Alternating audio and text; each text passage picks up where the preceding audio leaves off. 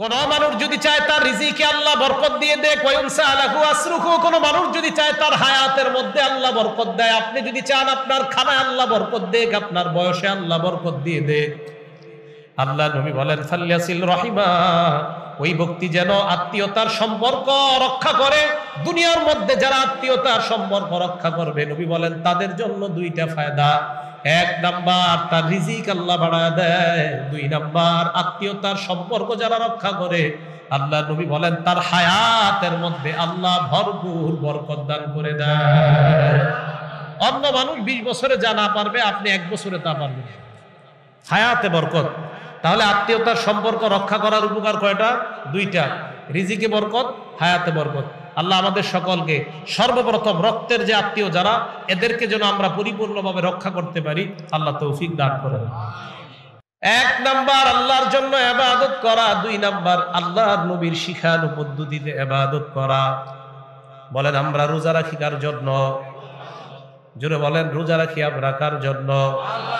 রমজান মাসে আমরা খানা খাই না, হুকুম কার? ঈদের দিন আমরা রোজা রাখতে পারবো না, এই হুকুম কার? কেউ যদি বলে রোজা রাখা আল্লাহর হুকুম, তাই আমি ঈদের দিন রোজা রাখবো, হ্যাঁ হুকুম তো মানলেন আল্লাহর, আমার নবীর তরিকা অনুযায়ী হয় নাই, তাই আপনার রোজা এটা কবুল হবে না। হুকুম আল্লাহর রোজা রাখা, আপনি ঈদের দিন রোজা রাখলেন, ঈদের দিন আপনি রোজা নামক ইবাদত করলেন, এই ইবাদত আপনার কবুল হবে না। যদিও ইবাদত হয়েছে আল্লাহর জন্য, নবীর তরিকা অনুযায়ী হয় নাই, তাই ইবাদত হবে না।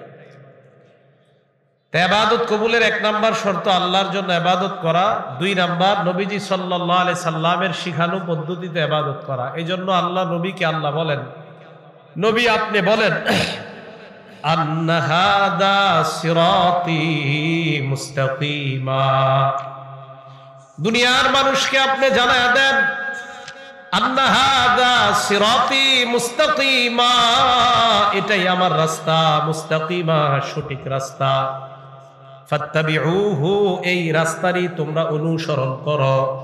আসেন এবার আবার আল্লাহ বানাইছে ইবাদতের জন্য, আল্লাহ বলেন আল্লাহ ছাড়া কারো ইবাদত করবা না। 3 নাম্বার আল্লাহ বলেন মরণ পর্যন্ত ইবাদত করবা। 4 নাম্বার জানলাম ইবাদতের শর্ত 2টা। 1 নাম্বার আল্লাহর জন্য ইবাদত করা, 2 নাম্বার আমার নবীর শিখানো পদ্ধতিতে ইবাদত করা। নবীর শিখানো পদ্ধতিতে ইবাদত কেন আল্লাহ বলেন? নবী আপনি বলেন আন্না হাযা সিরাতি মুস্তাকিমা, এটাই আমার রাস্তা, ফাত্তাবিউহু, এই রাস্তার তোমরা অনুসরণ করে নাও।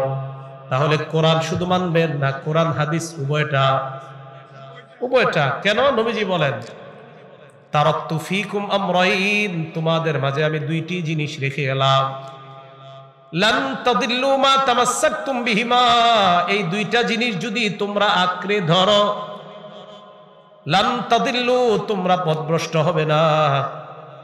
1 নাম্বার কিতাব আল্লাহ, আল্লাহর কোরআন, 2 নাম্বার সুন্নাত রাসূলিহি, আল্লাহর নবীর সুন্নাত। তাহলে হুকুম অনুযায়ী ইবাদত করা, ইখলাসের সাথে 2 নাম্বার সুন্নাহ অনুযায়ী ইবাদত করা। আল্লাহ আমাদের সকলকে আল্লাহর জন্য সব ইবাদত করার তৌফিক দান করেন। এখন আসেন, এই যে আল্লাহ বললেন তোমরা আল্লাহর ছাড়া অন্য কারো ইবাদত করবা না, এই হুকুমটা আমাদের নবীর জন্যই যে দিছে বা এই উম্মতের জন্যই দিছে এমন না। আল্লাহ পাক রব্বুল আলামিন বলেন ওয়ামা আরসালনা মির রাসূলিন মিন ক্বাবলিকা মির রাসূল, সূরা আম্বিয়া আয়াত নাম্বার 25। আল্লাহ বলেন ওয়ামা আরসালনা মিন ক্বাবলিকা মির রাসূল, আমি আপনার পূর্বে যত রাসূল পাঠাইছি, ইল্লা নূহি ইলাই, সব রাসূলদেরকে আমি এই হুকুম দিয়েছি, এই ওহী দিয়েছি, আন্নাহু লা ইলাহা ইল্লা আনা, সব নবীদেরকে বলছি দাওয়াত দিয়ে দেন আমি ছাড়া কোনো ইলাহ নাই, ফা'বুদুন, তোমরা আমি আল্লাহর ইবাদত করো। সব নবীদেরকে আমি এই হুকুম দিয়েছি, আপনি উম্মতকে বলেন আমি আল্লাহ ছাড়া কোনো ইলাহ নাই, ফা'বুদুনি, তোমরা আমারই ইবাদত করো। এই আয়াত দ্বারা বোঝা যায় ইবাদতটা শুধু এই উম্মতের জন্যই, আল্লাহ ইবাদত, এই উম্মত শুধু আল্লাহর জন্য ইবাদত করবে না, পৃথিবীর সব উম্মত আল্লাহর জন্য ইবাদত করবে। গোটা পৃথিবীর যত উম্মত সব নবীরা তার উম্মতকে বলেছে ইবাদত করবা আল্লাহর জন্য। এখন দেখেন আল্লাহ পাক রব্বুল আলামিন বলেন ওয়ালাকাদ বাআসনা ফি কুল্লি উম্মাতির রাসূলান আন ইবুদুল্লাহ ওয়াজতানিবুত তাগুত। সূরা নাহল আয়াত নাম্বার 36 নম্বর আয়াত। আল্লাহ বলেন ওয়ালাকাদ বাআসনা ফি কুল্লি উম্মাতির রাসূলা, আমি প্রত্যেক জাতির কাছে একজন রাসূল পাঠাইছি এই হুকুম দিয়ে আন ইবুদুল্লাহ, তোমরা আল্লাহর ইবাদত করো। প্রত্যেক জাতির মাঝে একজন রাসূল পাঠাইছি এই হুকুম দিয়ে আন ইবুদুল্লাহ, তোমরা আল্লাহর ইবাদত করো। ওয়াজতানিবুত তাগুত, তোমরা তাগুতকে পরিহার করো। তাগুত আজকে আমাদের আলোচনার বিষয় না, আমাদের প্রথম বিষয়টা ইবাদত, আল্লাহর ইবাদত করা। তাহলে এই জায়গায় দেখেন বলতেছে প্রত্যেক উম্মতের মাঝে একজন রাসূল পাঠাইছি এই হুকুম দিয়ে আনি ইবুদুল্লাহ, তোমরা আল্লাহর ইবাদত করো। এই আয়াতে বুঝলাম ইবাদত হবে, আওয়াজ দিয়ে বলেন একমাত্র কার? আল্লাহ। সূরা বনী ইসরাঈল আল্লাহ পাক রব্বুল আলামিন বলেন ওয়াকাদা রাব্বুকা আল্লা তা'বুদু ইল্লা ইয়্যাহু ওয়া বিল ওয়ালিদাইনি ইহসানা। সূরা বনী ইসরাঈল আয়াত নাম্বার 23। আল্লাহ বলেন ওয়াকাদা রাব্বুকা, আপনার রব এই ফয়সালা করে দিয়েছেন আল্লা তা'বুদু ইল্লা ইয়্যা, তোমরা আল্লাহ ছাড়া কারো ইবাদত করবা না। খুব ভালো করে বুঝেন, প্রথমে আমরা জানলাম আমাদেরকে আল্লাহ বানাইছেন ইবাদতের জন্য, এরপরে জানলাম আল্লাহ সূরা বাকারার 83 নম্বর আয়াতে বলেন বনী ইসরাঈলের থেকে আমি অঙ্গীকার নিলাম আল্লাহ ছাড়া কারো ইবাদত করবা না। এই ইবাদতের হুকুম কিয়ামত পর্যন্ত যারা আমরা আল্লাহকে মানি সবার জন্য। 3 নম্বরে আল্লাহ বললেন ইবাদত করবা মরণ পর্যন্ত, মরণের আগ পর্যন্ত তোমার ইবাদত চলবে। এরপর আমরা জানলাম ইবাদত কবুলের শর্ত 2টা। 1 নাম্বার ইবাদত করা একনিষ্ঠভাবে আল্লাহর জন্য, 2 নাম্বার আল্লাহ নবীর তরিকায় ইবাদত করা। এরপর আমরা জানলাম শুধুমাত্র আমাদের নবীকেই হুকুম আল্লাহ দিয়েছে এমন না, দুনিয়ার মধ্যে যত নবী রাসূল আল্লাহ পাঠাইছেন সবাইকে বলছে তোমার উম্মতকে বলো আমি আল্লাহর ইবাদত করার জন্য। সূরা বনী ইসরাঈলের 23 নম্বর আয়াত থেকে জানলাম আল্লাহ বলেন ওয়াকাদা রাব্বুকা, আপনার রব এই ফয়সালা করে ফেলেছেন, এই সিদ্ধান্ত নিয়ে ফেলেছেন আল্লাহ তা'বুদু ইল্লা ইয়্যা, আল্লাহ ছাড়া অন্য কারো ইবাদত তোমরা করতে পারবা না।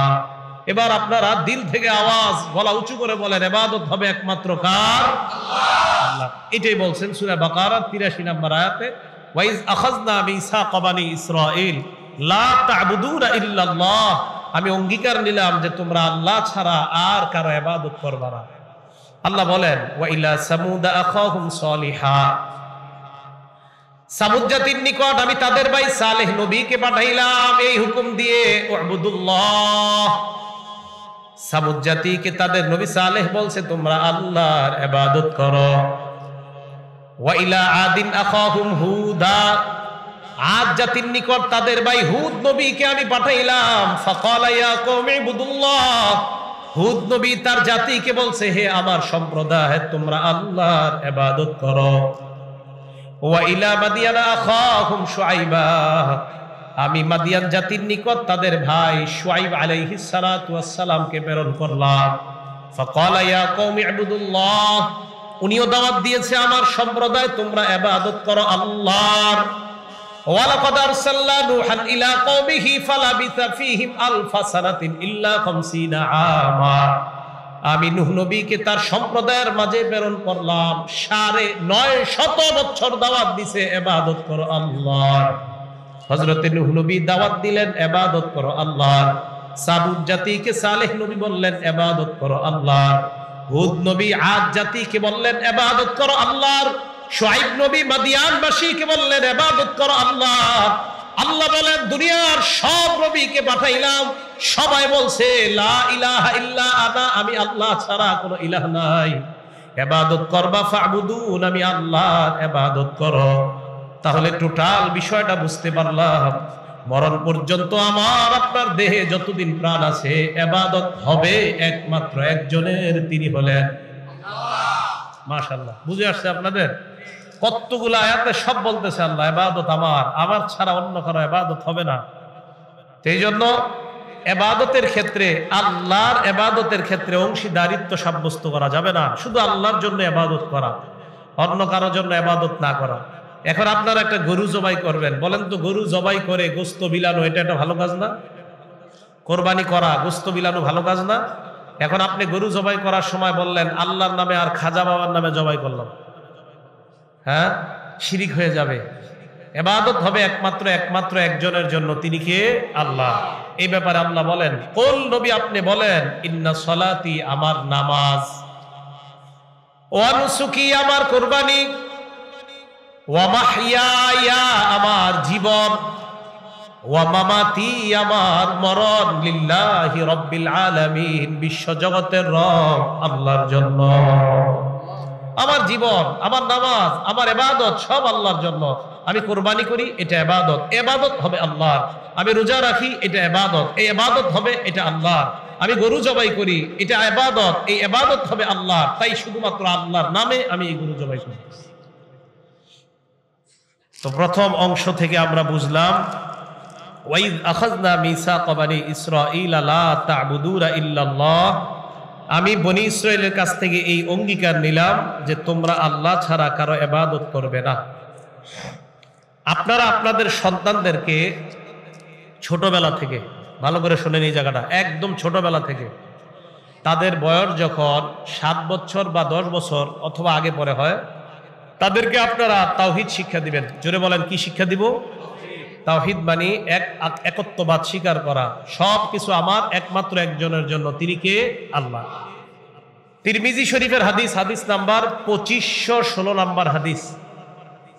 নবীজির সাহাবা আব্দুল্লাহ ইবনে আব্বাস রাদিয়াল্লাহু তাআলা আনহুমার বর্ণনা, তিনি বলেন, কুনতু খালফান নবী সাল্লাল্লাহু আলাইহি ওয়াসাল্লাম, আমি আল্লাহর নবীর পিছনে ছিলাম।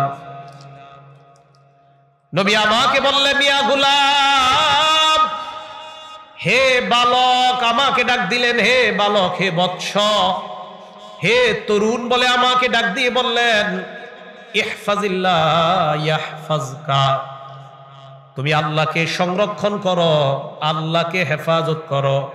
আল্লাহকে সংরক্ষণ করা, আল্লাহকে হেফাজত করার এর কি অর্থ? আল্লাহর বিধি নিষেধগুলা পালন করার ক্ষেত্রে, আল্লাহর ইবাদত করার ক্ষেত্রে অন্য কোনো কিছুকে তার সাথে শরীক করবা না। আল্লাহর নবী আব্দুল্লাহ ইবনে আব্বাসকে বলেন, ইহফাজিল্লাহ, তুমি যদি আল্লাহকে স্মরণ করো, ইয়াহফাজকা, আল্লাহ তোমাকে দুনিয়ার বিপদ আপদ থেকে হেফাজত করবে। তুমি আল্লাহকে হেফাজত করো। আল্লাহকে হেফাজত করার অর্থ ইবাদত হবে আল্লাহর, শিরিক মুক্ত ইখলাস যুক্ত ইবাদত হবে আল্লাহ। এইভাবে যদি তুমি করতে পারো আর আল্লাহকে যদি একচ্ছত্র ক্ষমতার অধিকারী তুমি মানতে পারো, ইয়াহফাজকা, বিপদ আপদে আল্লাহ তোমাকে হেফাজত করবে।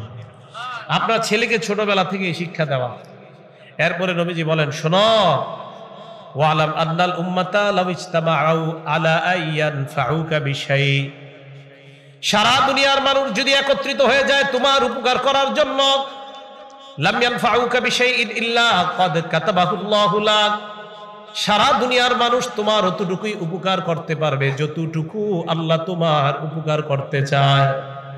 সারা দুনিয়ার মানুষ যদি তোমার উপকার করতে চায়, সারা দুনিয়ার মানুষ ততটুকুই উপকার করতে পারবে যতটুকু আল্লাহ তোমার উপকার করতে চায়। এবার নবী বলেন, ওয়ালাউ ইজতামাউ আলা আইয়াদুররুকা বিশাইইন, সারা দুনিয়ার মানুষ যদি তোমার ক্ষতি করতে চায়, লাম ইয়াদুররুকা বিশাইইন ইল্লা ক্বাদ কাতাবাহুল্লাহু আলাইক, তোমার ততটুকুই ক্ষতি করতে পারবে যতটুকু আল্লাহ চায়, এর চাইতে বেশি ক্ষতি করতে পারবে না। এই জায়গায় আপনি আপনার সন্তানকে শিক্ষা দিয়ে দেন, উপকারের জিনিসগুলো আল্লাহর কাছে চেয়ে নাও, আর তোমার যেন ক্ষতি কেউ করতে না পারে আল্লাহর কাছে দোয়া করবা, আল্লাহ আমার জীবনের ভাগ্যে যেই খারাপ বিষয়গুলো লেখা, মেহেরবানি করে আমার ভাগ্য আপনি পরিবর্তন ঘটায়া দেন। ভাগ্য দুই প্রকার, একটা হলো মুআল্লাক আর একটা মুবরাম। মুআল্লাক হলো যেটা ঝুলন্ত ভাগ্য, এটা পরিবর্তন করার সুযোগ আছে, সম্ভাবনা আছে। তা আল্লাহর কাছে দোয়া করে এটা পরিবর্তন করার চেষ্টা করা, যে আল্লাহ আমার যে ঝুলন্ত ভাগ্যগুলোর মধ্যে খারাপ যেই কথাগুলো লেখা আছে আল্লাহ এগুলাকে আপনি পরিবর্তন করে আমাকে ভালো ভাগ্যে রূপান্তরিত করে দেন। নবীজি বলেন মুনাজাত আর দোয়ার মাধ্যমে সারা পৃথিবীর কেউ ভাগ্য পরিবর্তন করতে পারে না, কিন্তু দোয়ার মাধ্যমে ঝুলন্ত ভাগ্য আল্লাহ পরিবর্তন করবে। আপনি যখন আপনার সন্তানকেও একমাত্র তাওহীদ শিক্ষা দিবেন যে আল্লাহ আল্লাহ ছাড়া আর কেউ নাই, এটা শিক্ষা দেওয়ার পর সাথে সাথে এটা বলবেন তোমার উপকার দুনিয়ার মানুষ অতটুকুই পারবে যতটুকু আল্লাহ চায়, তোমার ক্ষতি ততটুকু করতে পারবে যতটুকু আল্লাহ চায়। সাথে সাথে বলে দিবেন ক্ষতিটা যেন কেউ করতে না পারে, আল্লাহর কাছে দোয়া করবেন। আল্লাহ আমাদের সকলকে প্রথম যে অংশটা আমরা জানলাম লা তা'বুদুনা ইল্লাল্লাহ, আল্লাহ ছাড়া কারো ইবাদত করা যাবে না, আমরা যেন কথাগুলো বুঝে শুনে ইবাদত একমাত্র আল্লাহর জন্যই করতে পারি, আল্লাহ তৌফিক দান করেন। দুই নাম্বার ওয়াবিল ওয়ালিদাইনি ইহসানা, পিতামাতার প্রতি সদাচরণ করা। আমি এই অঙ্গীকার নিলাম ওয়াবিল ওয়ালিদাইনি ইহসানা, দুই নাম্বার পিতামাতার প্রতি সদাচরণ করো। সূরা বনী ইসরাঈলের মধ্যে আল্লাহ বলছে, আল্লাহ ফয়সালা করছে আল্লাহ ছাড়া কারো ইবাদত করবা না আর পিতামাতার আনুগত্য করবা, এই ফয়সালা আল্লাহ করে দিয়েছেন। এই আয়াতে আল্লাহ এক নম্বরে বললেন আল্লাহ ছাড়া কারো ইবাদত করা যাবে না, দুই নম্বরে বললেন ওয়াবিল ওয়ালিদাইনি ইহসানা, পিতামাতার আনুগত্য করো, পিতামাতার প্রতি সদাচরণ করো। আল্লাহ পাক রব্বুল আলামিন পবিত্র কোরআনে বলেন, মন দিয়ে শুনবো, ওয়াওয়াসাইনাল ইনসানা বিওয়ালিদাইহি ইহসানা। আল্লাহ বলেন ওয়াওয়াসাইনাল ইনসান, আমি মানুষকে ওসিয়ত করলাম, আদেশ করলাম, বিওয়ালিদাইহি ইহসানা, মানুষ যেন পিতা মাতার প্রতি সদাচরণ করে, আমি আল্লাহ পিতা মাতার প্রতি সদাচরণ করার আদেশ করলাম। এটা এক জায়গায় আল্লাহ বলেন। আরেক আয়াতে আল্লাহ বলেন ওয়াসাইনাল ইনসানা বিওয়ালিদাইহি হুসনা, এক জায়গায় বললেন ইহসানা, আরেক জায়গায় বললেন হুসনা। আমি আল্লাহ মানুষকে আদেশ করলাম মানুষ যেন পিতা মাতার প্রতি সদাচরণ করে, এই হুকুম আমি আল্লাহ করলাম। সূরা আহকাফের 15 নম্বর আয়াতে আল্লাহ বললেন ইহসানা, আমি আল্লাহ মানুষকে বললাম পিতা মাতার প্রতি সদাচরণ করার জন্য। এই আয়াতে আল্লাহ ইহসানা বললেন, ইহসান অর্থ সদাচরণ করা। 20 নম্বর পারায় আল্লাহ বলেন হুসনা, ওয়াসাইনাল ইনসানা বিওয়ালিদাইহি হুসনা। দুইটা জায়গা কেন বললাম মন দিয়ে শুনেন। একটা হলো 20 নম্বর পারা 16 নম্বর পৃষ্ঠা সূরা আনকাবুত আয়াত নাম্বার 7, আরেকটা হলো 26 নম্বর পারা 2 নম্বর পৃষ্ঠা সূরা আহকাফ আয়াত নাম্বার 15। খুব মন দিয়ে শুনেন এই দুই আয়াত কেন বললাম। দুই আয়াতে আল্লাহ বলছেন আমি মানুষকে আদেশ করলাম পিতা মাতার প্রতি সদাচরণ করার জন্য। বলেন তো আমরা আমাদের আব্বা আম্মার প্রতি সদাচরণ করব, তাদের কথা মেনে চলবো, এই হুকুমটা কার? আল্লাহ। সূরা আনকাবুতের 7 নম্বর আয়াত, সূরা আনকাবুতের 8 নম্বর আয়াতে সদাচরণ করার কথা বলেই সাথে সাথে আল্লাহ বলতেছেন ওয়া ইন জাহাদাকা, তোমার পিতা মাতা যদি তোমাকে বাধ্য করে লিতুশরিকা বি, আমি আল্লাহর সাথে শিরিক করার জন্য। পিতা মাতা তোমাকে চাপ দেয় তুই মাজারে গিয়ে সেজদা দে, পিতা মাতা আপনাকে চাপ দেয় আমি ওই বাবার মুরিদ, তুই ওই বাবার মুরিদ যদি না হস তুই আমার সন্তান না, তুই ত্যায্য পুত্র। পিতা মাতা আপনাকে চাপ দিতেছে আমি অমুক বাবার দরবারে যাই, তুই যাওয়া লাগবে, যাইয়া ওখানে সেজদা দেওয়া লাগবে। আপনার পিতা মাতা আপনাকে চাপ দিতেছে, কথাটা বুঝছেন? আল্লাহ বলছেন পিতা মাতার প্রতি সদাচরণ করো। সূরা বাকারার 83 নম্বর আয়াতের প্রথম শিক্ষা ইবাদত হবে কার? 2 নাম্বার পিতা মাতার প্রতি সদাচরণ করো। তো আমি আরো কয়েকটা আয়াত বললাম যে আয়াতে আল্লাহ হুকুম করতেছে পিতা মাতার প্রতি সদাচরণ করো, কিন্তু এরপরে কি বলতেছে দেখেন, পিতা মাতা যদি তোমাকে বাধ্য করে লিতুশরিকা বি, আমি আল্লাহর সাথে শিরিক করার জন্য। পিতা মাতা বাধ্য করতেছে শিরিক কর। আল্লাহ বলেন ফালা তুতিহুমা, সেই ক্ষেত্রে পিতা মাতার আনুগত্য করবা না। এই জায়গাটা বুঝতে হবে, আনুগত্য করবা না এর কি অর্থ? পিতা মাতা তোমাকে শিরিক করতে বললে এই শিরিকের হুকুম মান্য করা তোমার জন্য ওয়াজিব না।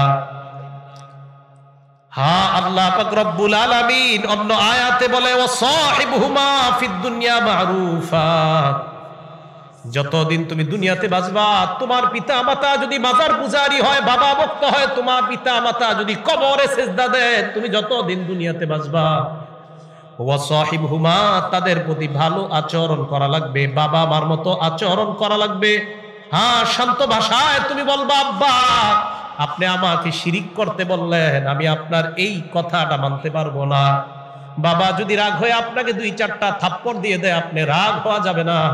আল্লাহ বলে ওয়াসাহিবহুমা, পিতা মাতার প্রতি আচরণ ভালো করবা, তবে শিরিকের কর্মকাণ্ডটা তুমি করবা না।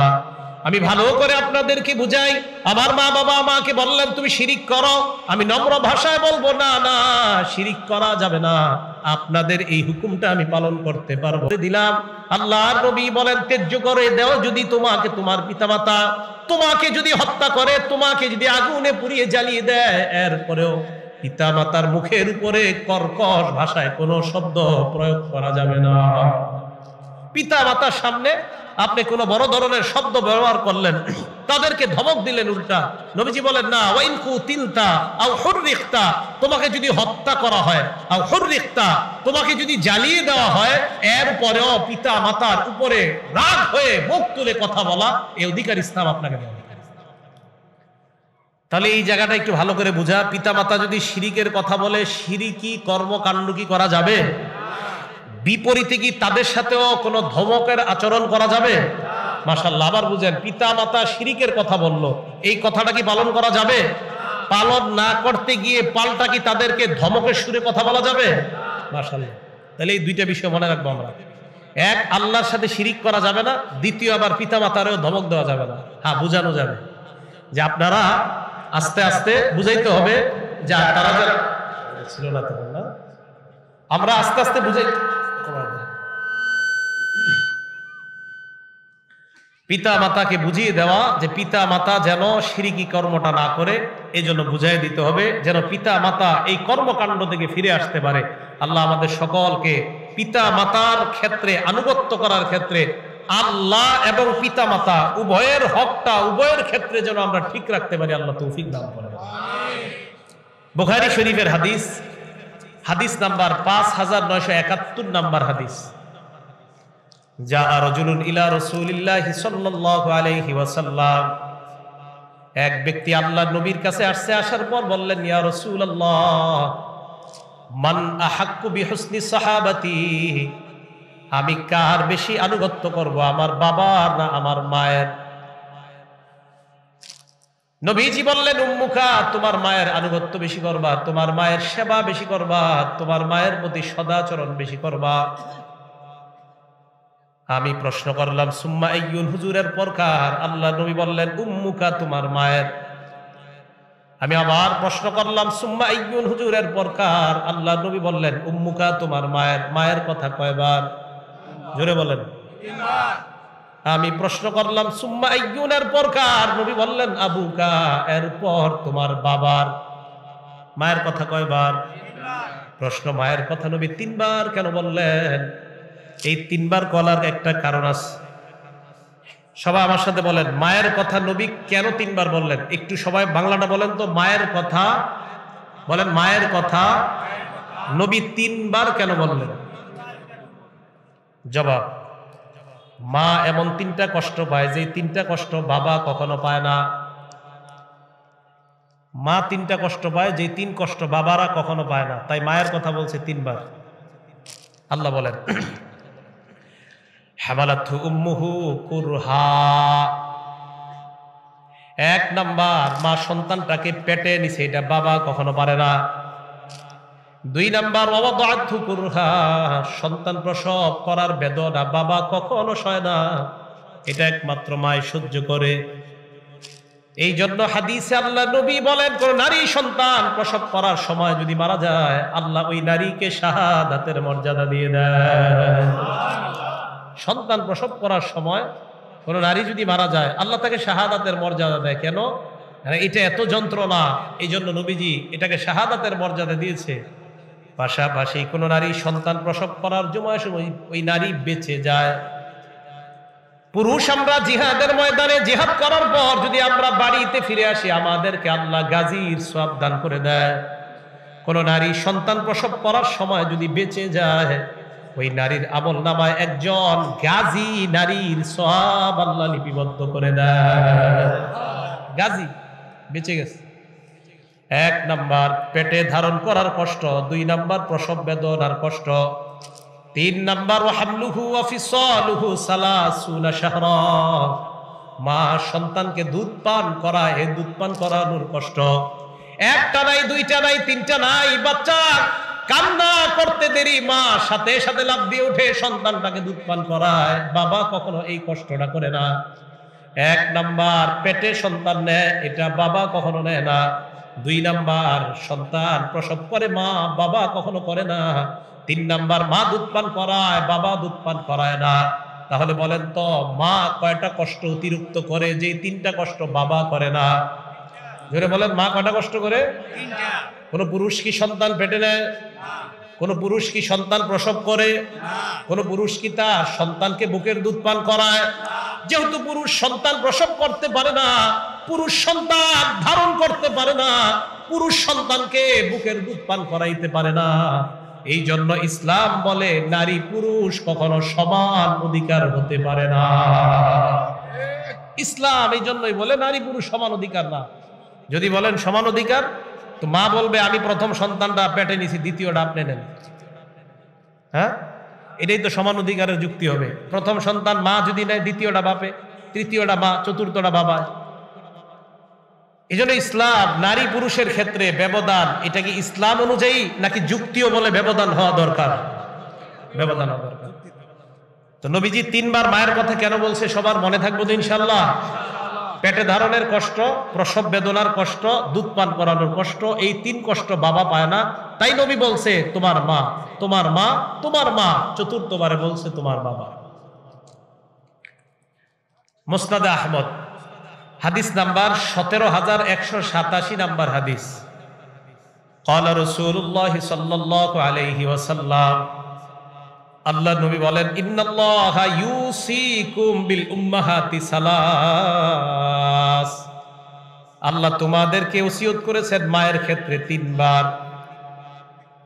3 এর অর্থ হলো, এর মানে তোমার মাকে যেন তুমি সেবা করো, মায়ের শুশ্রূষা করো, মায়ের প্রতি সদাচরণ করো, এই হুকুমটা তোমার ক্ষেত্রে আল্লাহর পক্ষ থেকে আসছে 3 বার।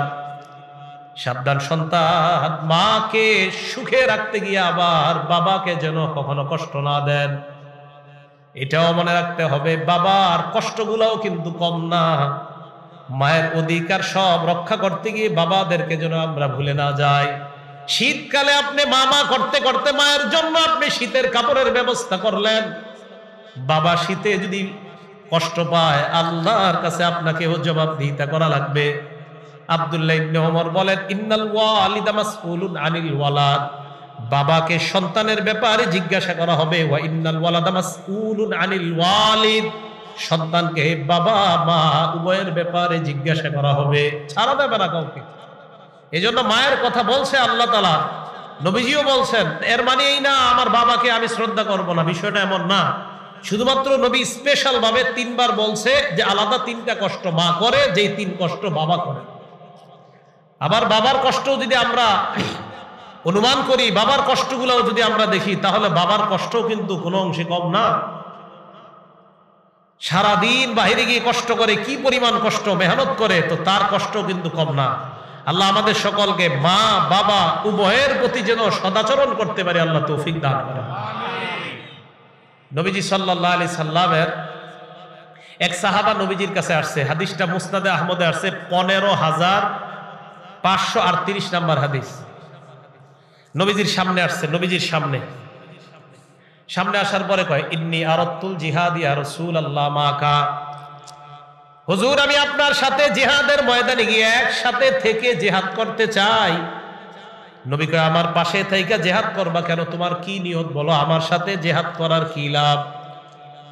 সাহাবা জবাব দেয় ইয়া রাসূলুল্লাহ আবতাগি বিযালিকা ওয়াজহাল্লাহ ওয়াদ দারাল আখিরা, আমি আপনার পাশে থেকে জিহাদ করতে চাই, একমাত্র আল্লাহর সন্তুষ্টি চাই। 2 নাম্বার, মরণের পর আমার আখিরাত যেন সুন্দর হয়ে যায়। আমি আপনার সাথে থেকে জিহাদ করতে চাই। নবীজি কয় তাই? কয় হ্যাঁ। আহাইয়াতুল উম্মাহ, তোমার মা জীবিত আসেনি? কয় জি হুজুর আছে। নবী বললেন যাও যাও, ইরজি ফাবাররা উম্মাক, যাও মায়ের সেবা করো। সাহাবা বলেন আমি নবীর আরেক পাশে গেলাম, গিয়ে বললাম হুজুর আমি আপনার সাথে একসাথে জিহাদের ময়দানে জিহাদ করতে চাই। আল্লাহ নবী বললেন আহাইয়াতুল উম্মুক, তোমার মা জীবিত নি? সাহাবা বললেন হ্যাঁ হুজুর আমার মা জীবিত। আল্লাহ নবী কয় যাও যাও মায়ের সেবা করো। আবার আমি আল্লাহ নবীর বাম পাশে আসলাম, হুজুর আমি আপনার সাথে জিহাদের ময়দানে গিয়ে জিহাদে অংশগ্রহণ করতে চাই। আল্লাহ নবী কয় তোমার মা জীবিত কিনা? কয় হ্যাঁ, যাও যাও মায়ের সেবা করো। না, আমার চান্স দিচ্ছে না। নবীজি ঘুরে গেছে। সাহাবা কয় আমি ঘুইরা নবী সামনে আবার গেছি, হুজুর আমি আপনার সাথে একসাথে জিহাদের ময়দানে গিয়ে অংশগ্রহণ করে জিহাদ করতে চাই, আমার সুযোগ করে দেন। নবীজি বললেন তোমার মা জীবিত আছে কিনা? কয় হ্যাঁ, যাও মায়ের সেবা করো। চিল্লায় বলেন সুবহানাল্লাহ। সাহাবাকে বললেন ফাজাহিদ বিহিমা, আরেক বর্ণনায় তোমার পিতামাতা জীবিত? কয় হ্যাঁ, যাও পিতা মাতার সেবা করার মাধ্যমে জিহাদের ময়দানের ফজিলত তুমি কামাই করে। আল্লাহ বললেন লা তা'বুদুনা ইল্লাল্লাহ, আল্লাহ ছাড়া কারো ইবাদত করবা না। ওয়া বিল ওয়ালিদাইনি ইহসানা, পিতা মাতার প্রতি সদাচরণ করো। মুসনাদ আহমদ হাদিস নাম্বার 25337 নাম্বার হাদিসের বর্ণনা। আল্লাহর নবী বলেন আমি ঘুমাইলাম, ঘুমের মধ্যে দেখলাম রাআইতুনি ফিল জান্নাহ, আমি ঘুমের মধ্যে দেখলাম আমি আল্লাহর জান্নাতের মধ্যে ঘুরে বেড়াই। নবীজি বলেন আমি ঘুমে আমি দেখলাম আমি জান্নাতে। মন দিয়ে শুনেন এই জায়গাটা। হঠাৎ সামিআতু সাউতা কারিইন, একজন মানুষের কণ্ঠের আওয়াজ আমার কানে পাইলাম। আমি হঠাৎ বুঝতে পারলাম এই মানুষটা আল্লাহর কোরআন তেলাওয়াত করতেছে। সুবহানাল্লাহ। আমি জান্নাতে বিচরণ করতেছি, একজনের তেলাওয়াতের আওয়াজ পেলাম কানে। নবীজি বলেন ঘুমের মধ্যে আমি বললাম কে এটা? জবাব দেওয়া হয় হারেসা ইবনে নুমান। নাম কি? হারেসা। বলেন কি নাম? সবাই বলেন হারিসা। কি নাম? হারিসা ইবনে নুমান। এটা ইয়া রাসূলুল্লাহ। আল্লাহর নবী কয় সর্বনাশ, কি ফজিলত, জান্নাতের মধ্যে আইসাও তার কোরআনের আওয়াজ আমি পাই। প্রশ্ন করলাম কেন? জবাব দেওয়া হয় কাযালিকাল বিররু কাযালিকাল বিররু কাযালিকাল বিররু। কয় মা বাবার সেবা করলে এটাই ফায়দা, মা বাবার সেবা করলে এটাই ফায়দা, মা বাবার সেবা করলে এটাই ফায়দা। আল্লাহর নবী কয় কানা আহাক্কান নাসি বিউম্মিহি অথবা আবাররান নাসি বিউম্মিহি। আল্লাহর নবী কয় এই হারেসা তার মায়ের বড় পাগল ছিল, মায়ের বড় সেবা করত, এই জন্য আমি জান্নাতে গিয়ে তার কণ্ঠে কোরআনের আওয়াজ শুনতে পাই। মায়ের সেবা করত, কোরআন পড়ার সুযোগ করে দিছে আল্লাহ তাআলা। নবীজি বলেন স্বপ্ন স্বপ্ন আমি স্বপ্নে দেখলাম জান্নাতে তার কণ্ঠের আওয়াজ আমার কণ্ঠে, তার কণ্ঠের আওয়াজ আমার কানে আসতেছে। আমি বললাম কেন? কয় কাযালিকাল বিররু কাযালিকাল বিররু। মা বাবার প্রতি সদাচরণের পুরস্কার এমনই, মা বাবার প্রতি সদাচরণের পুরস্কার এমনই। এই ছেলেটা মায়ের খুব সেবা করত, মায়ের খুব শুশ্রূষা করত, আল্লাহ খুশি হইয়া জান্নাতে তাকে কোরআন পড়ার ব্যবস্থা করলেন। এই কথাটা আল্লাহ বললেন। কি বললেন? 1 নাম্বার লা তা'বুদুনা ইল্লাল্লাহ, আল্লাহ ছাড়া কারো ইবাদত করবা না। ওয়া বিল ওয়ালিদাইনি ইহসানা, পিতা মাতার প্রতি সদাচরণ করবা। 2 তয়ালাসা ইবনে মাইয়াস, মনে থাকবে না আপনাদের? আল্লাহ জানে। তয়ালাসা ইবনে মাইয়াস। কি নাম? আব্দুল্লাহ ইবনে ওমর রাদিয়াল্লাহু তাআলা আনহুর ছাত্র। উনি আব্দুল্লাহ ইবনে ওমরের কাছে গেছে। যাওয়ার পর কয় হুজুর আসবতু যুনুবান, আমার বড় বড় অপরাধ হয়ে গেছে। তোকে কি হয়েছে? লা আরা খিলাফাহা। কয় হুজুর আমার অপরাধের বিপরীতে আমি কি করব, আমার কিছুই বুঝে আসতেছে না। আব্দুল্লাহ ইবনে ওমর কয় তুমি কি কইতে চাও সেটা বলো। কয় আসবতু যুনুবান, আমি বড় বড় অপরাধ করছি হুজুর। আরাহা মিনাল কাবাইর, আমার অপরাধটা মনে হয় কবিরা গুনার অন্তর্ভুক্ত। আব্দুল্লাহ ইবনে ওমর বলেন অপরাধটা কি আমার কাছে বলো। ইবনে মাইয়া জবাব দিলেন কাজা ওয়া কাজা, অপরাধ ওইটা ওইটা। এই জায়গাটা একটু বুঝেন। ওস্তাদ জিজ্ঞাসা করলেন ছাত্রকে কি করছো, কয় অপরাধ। কয় অপরাধটা কি, কয় ওইটা ওইটা। অপরাধের কথা কিন্তু উল্লেখ করে নাই, অপরাধের কথাটা উল্লেখ করে নাই। মানে কি বুঝলাম, কোন আল্লাহওয়ালা পীর সাহেবের কাছে আমরা কোন অপরাধের কথা বললে বাহিরের কারো কাছে বলা যাবে না অপরাধগুলা কি করছি। কোন আল্লাহওয়ালা পীর সাহেবের কাছে আমরা গেলে, মনে করেন বায়াত হইলাম, বায়াত হওয়ার পর উনি বলবে তুমি কি কি অপরাধ করো না করো জানাও, তো আমি আমার অপরাধগুলো ওনাকে বলবো। বলার পর আপনারা যে জিজ্ঞাসা করবেন কি কি বলছেন, তো আমি বলবো এটা সেটা বিভিন্ন কিছু বলছি, কিন্তু অপরাধগুলা কি এটা বলা যাবে, বুঝাইতে পারিনি। এই যে উস্তাদ ছাত্ররা বললো কি কি অপরাধ করছো, কয় হুজুর এটা সেটা, এটা সেটা কি বলে নাই। তার মানে উস্তাদও জানে, ছাত্র তো বলছে, হুজুরও তো বলছে এটা এটা, কিন্তু ছাত্র এই বর্ণনার মধ্যে গুনাহগুলার কথা আমগরে জানায় নেই। বলছে আবার হুজুরকে বললাম আমি এটা করছি সেটা করছি। তার মানে আপনি কোন আল্লাহওয়ালার হাতে বায়াত হওয়ার পর গুনাহ প্রকাশ করলে শুধু উনি জানবে আর আপনি জানবেন, অন্য কেউ যেন এটা না জানে। আব্দুল্লাহ ইবনে ওমর বললেন কি কি করছো, কয় এটা এটা করছি। আব্দুল্লাহ ইবনে ওমর শুইনা কয় না না এগুলা তেমন কোনো বড় অপরাধ না, তুমি চিন্তা করবা না। কি বলেন, আমি তো টেনশনে শেষ। কয় তোমার বাবা আছে কিনা, কয় না হুজুর আমার বাবা নাই। কে আছে তোমার, কয় ইন্দি উম্মি আমার মা আছে। বাবা নাই, কয় না। যাও মার কাছে যাও। মার কাছে গেলে কি হবে, লাউ আনান্তালাহাল কালাম, মায়ের সাথে নম্র ভাষায় কথা বলবা, সুবহানাল্লাহ। ওয়া আতআমতাহাত তাআম, মাকে খাওয়াইবা। লাতাদখুলান্নাল জান্নাত, তুমি দুনিয়াতে থাকতে আল্লাহর জান্নাতের সুসংবাদ নাও। শুধু তাই নয়, তুমি যেই গুনাহগুলার আশঙ্কা করতেছো, টেনশনের মধ্যে আছো, মায়ের সেবা করো, মাকে খাওয়াও, মায়ের শুশ্রূষা করো, আল্লাহ তোমার এই সেবার কারণে তোমার গুনাহ আল্লাহ মাফ করে দিবে। মা বাবার সেবা করা গুনাহ মাফ করার কারণ। এটাই আল্লাহ বললেন মা বাবার প্রতি সদাচরণ করো, তাদের প্রতি কখনো কোনো খারাপ আচরণ করা যাবে না। সদাচরণের মোটামুটি ছোট্ট একটা কথা আল্লাহ পাক রব্বুল আলামিন সূরা বনী ইসরাঈলের 23 নম্বর আয়াতে আল্লাহ বলেন, খুব মন দিয়ে শুনবো আমরা।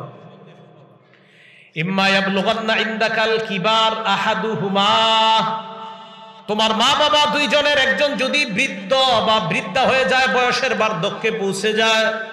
আপনারা কষ্ট নিয়েন না, আমি বুড়া বুড়ি শব্দটা বলি, কষ্ট নিয়েন না। বুড়া বুড়ি মানে এলাকায় বললে ভালো বুঝে আসবে আর কি জন্য, আপনারা অনেক বৃদ্ধরা আছেন, আপনারা কষ্ট নিয়েন না। তো আল্লাহ বলতেছেন তোমরা যারা সন্তান, তোমাদের বাবা মা যদি তোমার কাছে থাকা অবস্থায় বুড়া হয়ে যায়, বুড়ি হয়ে যায়, বুঝে আসছে সবার। বুড়া বুড়ি হওয়ার আগেও তো খারাপ আচরণ করা যাবে না, কয় বুড়া বুড়ি হয়ে যাওয়ার পর তারা বাচ্চা হয়ে যায় দিন দিন। সুবহানাল্লাহ। আপনি দেখবেন আপনার আব্বার বয়স যখন 55-60-এর কাছাকাছি যাবে, বলবে চিপস খাবা, এমন এমন জিনিস বলবে যা বাচ্চারা চায়। আমার আব্বা 60-এর কাছাকাছি যাওয়ার পরে এমন জিনিস খাওয়া শুরু করছে, আইসক্রিম খায়, চিপস খায়, কি খায় না খায়। 3 বছর আগে মারা গেছে। বাচ্চাদের জন্য কিছু নিলে বাচ্চাদের সাথে কারাকারি করে এগুলো নিয়ে খাইতো। মা বাবা যখন বয়স্ক হয়ে যায়, মনটা বাচ্চাদের মতো হয়ে যায়, তখন আপনি ভাববেন আমি ছোটবেলায় আমার আব্বা আমার সাথে একসাথে ছিল, আপনি ভাববেন যে আমার বলটা, যে বলটা দিয়ে আমি খেলতাম 100 বার বলটা পড়ে গেছে, আমার বাবা 100 বার উঠাইয়া দিছে, আমার মা 100 বার উঠাইয়া দিছে। সেই বাবা মা এখন আমার কাছে সন্তান, শিশুর মতো। আমি এখন মা বাবার স্থানের মধ্যে আছি, আমি তাদেরকে শিশুর মতোই যত্ন করতে হবে। তারা তো কষ্ট পায় নাই। এখন দেখেন আল্লাহ কি বলে, ইম্মা ইয়াবলুগান্না ইনদাকাল কিবারা আহাদুকুমা আও কিলাহুমা, তোমার মা বাবার দুইজনের একজন যদি বয়স্ক হয়ে যায় অথবা বুড়া বুড়ি হয়ে যায়, আও কিলাহুমা, অথবা তোমার মা বাবা উভয় যদি বয়স্ক হয়ে যায় বা বুড়া বুড়ি হয়ে যায়, ফালা তাকুল্লাহুমা উফ, বলেন উফ। আল্লাহ বলেন ফালা তাকুল্লাহুমা উফ, উফ শব্দটাও কখনো তাদেরকে বলবা না। উফ, আব্বা এত কাশাকাশি করেন না তো। উফ, খালি কাশে ওই রুমের মধ্যে ভাবে বারবার। লা তাকুল্লাহুমা উফ, এই উফ বলা যাবে না। আপনার আব্বা পাশের রুমে শীতকালে রাতে কাশি দিচ্ছে, উফ, আল্লাহ বলেন লা তাকুল্লাহুমা উফ, উফ বলা যাবে না। কথা কি বুঝে আসছে আপনাদের? স্পষ্ট আমাদের বাংলা ভাষায় বলে আল্লাহ তাআলা বাংলাদের মধ্যে বলে উফ উফ, ফালা তাকুল্লাহুমা উফ, উফ শব্দ বলবা না। ওয়ালা তানহারহুমা, ধমক দিবা না। ওয়া কুল লাহুমা কওলান কারীমা, তাদের সাথে নম্র ভাষায় কথা বলবা। আব্বা কাশতেছেন কেন, কি হয়েছে আপনার, একটু তেল দিয়ে দিব আপনাকে, সুন্দর ভাষায় কথা বলো। ওয়াকফিদ লাহুমা জানাহাজ যুল্লি মিনার রাহমা, তোমার রহমতের ডানা, তোমার দয়ার ডানা তাদের উপর বিছিয়ে দাও। সুবহানাল্লাহ। ওয়া কুর রব্বিরহামহুমা কামা রাব্বায়ানি সগীরা, আল্লাহর কাছে দোয়া করবেন, আল্লাহ আমার মা বাবার প্রতি তুমি দয়া করো, যেমন ভাবে তারা ছোটবেলায় শৈশবে আমাকে লালন পালন করেছে, আল্লাহ তাদেরকেও তুমি এইভাবে লালন পালন করো। মা বাবা দুনিয়ায় থাকতেও এই দোয়া করবেন, দুনিয়ায় না থাকলেও এই দোয়া করবেন। দুনিয়ায় না থাকা অবস্থায় যখন দোয়া করবেন, আল্লাহ আমার মা বাবাকে ভালো রাখেন, তখন নিয়ত করবেন মাবুদ কবরের মধ্যে আমার বাবা আমার মার কবরটা আপনি জান্নাতের বাগান বানায় দেন। এই দোয়া করা আল্লাহর কাছে। এবার আসেন, আল্লাহ পাক রব্বুল আলামিন এই কথাটা বলে দিলেন যে মা বাবার প্রতি এই শব্দ বলা যাবে না, উফ শব্দ বলা যাবে না, তাদেরকে কোনো অবস্থাতে কষ্ট দেওয়া যাবে না, তাদের প্রতি সদাচরণ করা। আল্লাহ পাক রব্বুল আলামিন আমাকে আপনাকে আমাদের সকলকে মা বোনদেরকে পিতা মাতার অধিকার সুন্দরভাবে যেন আদায় করতে পারে আল্লাহ তৌফিক দান করেন। নবীজি সাল্লাল্লাহু আলাইহি সাল্লামের হাদিস দ্বারা বোঝা যায়, সকালবেলা ঘুম থেকে উঠা যদি কেউ প্রথমে তার মা বাবার সাথে সুন্দর একটা কথা বলে, সুবহানাল্লাহ বলেন আগে, কেউ যদি তার মা বাবার সাথে সকালে উঠেই সুন্দর একটা কথা বলে, সাথে সাথে তার জন্য জান্নাতের দরজা খোলার ব্যবস্থা হয়ে যায়। এক সাহাবা কয়, হুজুর যদি দুইজন থাকে, দুইজন থাকলে দুইটা দরজা ব্যবস্থা হয়। হুজুর কারো যদি একজন থাকে, মনে হয় ওই সাহাবার বাপ ছিল না বা মা ছিল না, একজন থাকলে একটা হবে। এজন্য ফজরের নামাজের পর যারা দূরে থাকেন মা বাবার থেকে, উঠা যদি পারেন আর কি একটু ফোনে অন্তত প্রথমে মা বা বাবা যারা আছে, আসসালামু আলাইকুম আব্বা কেমন আছেন, কাজে যাইতেছি দোয়া করেন, একটু বলতে আপনার কি সমস্যা, আসসালামু আলাইকুম আম্মা কেমন আছেন, কাজে যাইতেছি দোয়া করেন, বাস এতটুকুই। এটা কেন বলবেন জানেন? খলিফা মারওয়ান তিনি যখন কাজে যাইতেন, কাজে যাওয়ার সময় মায়ের দরজার সামনে যাইতেন, ঘরের দরজার সামনে গিয়ে বলতেন, আসসালামু আলাইকুম আম্মা রহিমাকিল্লাহ, আল্লাহ আপনার প্রতি দয়া করুন আম্মা, আমি বাহিরে যাচ্ছি। ভিতর থেকে মা বলতেন, রহিমাকাল্লাহু ইয়া বুনাইয়া, হে আমার কলিজার টুকরা, আল্লাহ তোমার প্রতিও দয়া করুক, যাও তুমি বাহিরে যাও। পিতা মাতার প্রতি সদাচরণ করা এই যুগে শুধুমাত্র আমাদের জন্য, এবং আগের যুগের রাজা বাদশারাও মা বাবাকে এইভাবে সম্মান করতেন। আল্লাহ আমাদের সকলকে 1 নাম্বার আল্লাহর জন্য ইবাদত, 2 নাম্বার পিতা মাতার প্রতি সদাচরণ করার তৌফিক দান করেন। 3 নাম্বার ওয়াজাবিল কুরবা, নিকট আত্মীয় যারা তাদের প্রতিও সদাচরণ করো। জাবিল কুরবার মধ্যে 1 নাম্বার রক্তের সম্পর্ক, ভাই বোন, বাবার পক্ষের ফুফু, মায়ের পক্ষের খালা, মামা, বাবার পক্ষের চাচা। ওয়াজাবিল কুরবা, নিকট আত্মীয় যারা তাদের প্রতি সদাচরণ করো। ভালো করে মনে রাখবেন, রক্তের সম্পর্ক, বুখারীর বর্ণনা আসছে, রক্তের সম্পর্ক এত আজীব এক সম্পর্ক। আমাদের সমাজের মধ্যে অনেক ভাই যাদেরকে দেখা যায় ভাই কত কষ্টে থাকে, অন্য ভাই তার কোনো খবর নেয় না। মুসলিম শরীফের 6413 নম্বর হাদিসের বর্ণনা, আম্মা জানা আয়েশা সিদ্দিকা রাদিয়াল্লাহু তাআলা আনহা বলেন, আর রহিমু মুআল্লাকাতুন বিল আরশ, রক্তের সম্পর্কটা আরশের সাথে ঝুইলাস। সুবহানাল্লাহ। এই আমার ভাই, আপনার ভাই, আমাদের ভাই, এই যে ভাই ভাই, এই যে নিকটাত্মীয়ের মধ্যে সর্বপ্রথম রক্তের সম্পর্ক, শ্রেষ্ঠ নিকটাত্মীয়, আল্লাহর নবী বলেন এই রক্তের সম্পর্কটা আরশের সাথে এইভাবে ঝুইলাস। সার্বক্ষণিক বলতে থাকে, ওয়াসালানি মান ওয়াসালানি, যেই ব্যক্তি আমাকে রক্ষা করবে, ওয়াসালাহুল্লাহ, আল্লাহ যেন তাকে রক্ষা করে। রক্তের সম্পর্ক এইভাবে ঝুইলা আল্লাহকে বলতে থাকে, আল্লাহ আমাকে যে রক্ষা করে, মাবুদ তুমি তাকে রক্ষা করো। রক্তের সম্পর্ক ঝুইলা ঝুইলা বলতে থাকে। আবার বলছি আমি, রক্তের সম্পর্ক ঝুইলা বলতে থাকে, আমাকে যে রক্ষা করবে, আল্লাহ যেন তাকে রক্ষা করে। ওয়ামান কতআনি কতআহুল্লাহ, আমাকে যে ছিন্ন করে, আল্লাহ যেন তাকে ছিন্ন করে দেয়। বলেন নাউজুবিল্লাহ। রক্তের সম্পর্ক এইভাবে ঝুইলা ঝুইলা বলে, আমারে যে ছিন্ন করে আল্লাহ যেন তাকে ছিন্ন করে দেয়, আমাকে যে রক্ষা করে আল্লাহ তাকেও যেন রক্ষা করে। এখন আছেন আপনারা দুই ভাই, আপন বোন অনেক কষ্টে আছে, আপনি বোনের কোনো খবর নেন না, আপনি কোটিপতি, আপনার বোন না খায় ঘুমায়, বোনকে আপনি জাকাতের টাকা দেওয়া যায়? আপনার আপন ভাই যদি জাকাত খাওয়ার যোগ্য হয় তাকে জাকাতের টাকা দেওয়া যায়? আপনার আপন দুধমা, আপন বলতে দুধমা মায়ের হুকুম, কিন্তু দুধমাকেও জাকাতের টাকা দেওয়া যায় যদি জাকাত খাওয়ার যোগ্য হয়। হাদিসের মধ্যে আসছে, নবীজি বলেন, কেউ যদি তার নিকট আত্মীয়কে জাকাত দেয়, ভাইকে জাকাত দেয়, আর ভাই জাকাত খাওয়ার যোগ্য, সেক্ষেত্রে অন্য কোন গরিবকে জাকাত দিলে তার যেই পরিমাণ সওয়াব হবে, তার আপন ভাইকে জাকাত দিলে আল্লাহ তাকে ডাবল সওয়াব দান করবেন।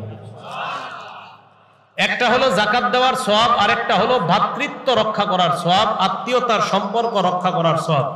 আল্লাহ আমাদের সকলকে রক্তের সম্পর্ক যেন আমরা রক্ষা করতে পারি, আল্লাহ তৌফিক দান করেন। রক্তের সম্পর্ক ঝুইলা ঝুইলা এটা বলে। বুখারী শরীফের 5986 নাম্বার হাদিস।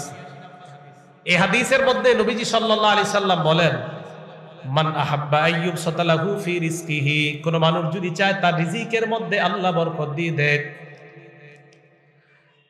কোন মানুষ যদি চায় তার রিজিকে আল্লাহ বরকত দিয়ে দেয়, ওয়ায়ুনসা লাহু আসরুহু, কোন মানুষ যদি চায় তার হায়াতের মধ্যে আল্লাহ বরকত দেয়, আপনি যদি চান আপনার খানায় আল্লাহ বরকত দেয়, আপনার বয়সে আল্লাহ বরকত দিয়ে দেয়, আল্লাহ নবী বলেন, ফাল্যাসিল রাহিমা, ওই ব্যক্তি যেন আত্মীয়তার সম্পর্ক রক্ষা করে। দুনিয়ার মধ্যে যারা আত্মীয়তার সম্পর্ক রক্ষা করবে, নবী বলেন তাদের জন্য দুইটা ফায়দা। এক নাম্বার, তার রিজিক আল্লাহ বাড়ায় দেয়। দুই নাম্বার, আত্মীয়তার সম্পর্ক যারা রক্ষা করে, আল্লাহ নবী বলেন তার হায়াতের মধ্যে আল্লাহ ভরপুর বরকত দান করে দেয়। অন্য মানুষ 20 বছরে যা না পারবে, আপনি 1 বছরে তা পারবেন। হায়াতে বরকত। তাহলে আত্মীয়তার সম্পর্ক রক্ষা করার উপকার কয়টা? দুইটা, রিজিকে বরকত, হায়াতে বরকত। আল্লাহ আমাদের সকলকে সর্বপ্রথম রক্তের যে আত্মীয় যারা, এদেরকে যেন আমরা পরিপূর্ণভাবে রক্ষা করতে পারি, আল্লাহ তৌফিক দান করেন। বুখারী শরীফের 5987 নাম্বার হাদিস। রাসূল করিম সাল্লাল্লাহু আলাইহি সাল্লাম বলেন, ইন্নাল্লাহা খালাকাল খালকা, আল্লাহ আমাকে বানাইছে, আপনাকে বানাইছে, আসমান জমিন সব বানানোর পর, হাত্তা ইযা ফারাগা মিনাল খালকি, আল্লাহ যখন সৃষ্টি থেকে ফারেগ হইলেন, বুঝেন, আবার বলছি, আল্লাহ আমাকে বানাইছে, আপনাকে বানাইছে, বানানোর পর, সব বানানো শেষ, বানানোর পর আল্লাহর সামনে একজন দাঁড়ায় গেছে। বলেন তো, আল্লাহর সামনে একটা বস্তু দাঁড়াইছে। জোরে বলেন, কে দাঁড়াইছে? আরো জোরে বলেন। আসমান জমিন সব বানানোর পর আল্লাহর সামনে কে দাঁড়াইছে? একটা বস্তু। বস্তু মানে রক্তের যেই সম্পর্ক, এই সম্পর্ক আল্লাহর সামনে দাঁড়ায় গেছে। সুবহানাল্লাহ।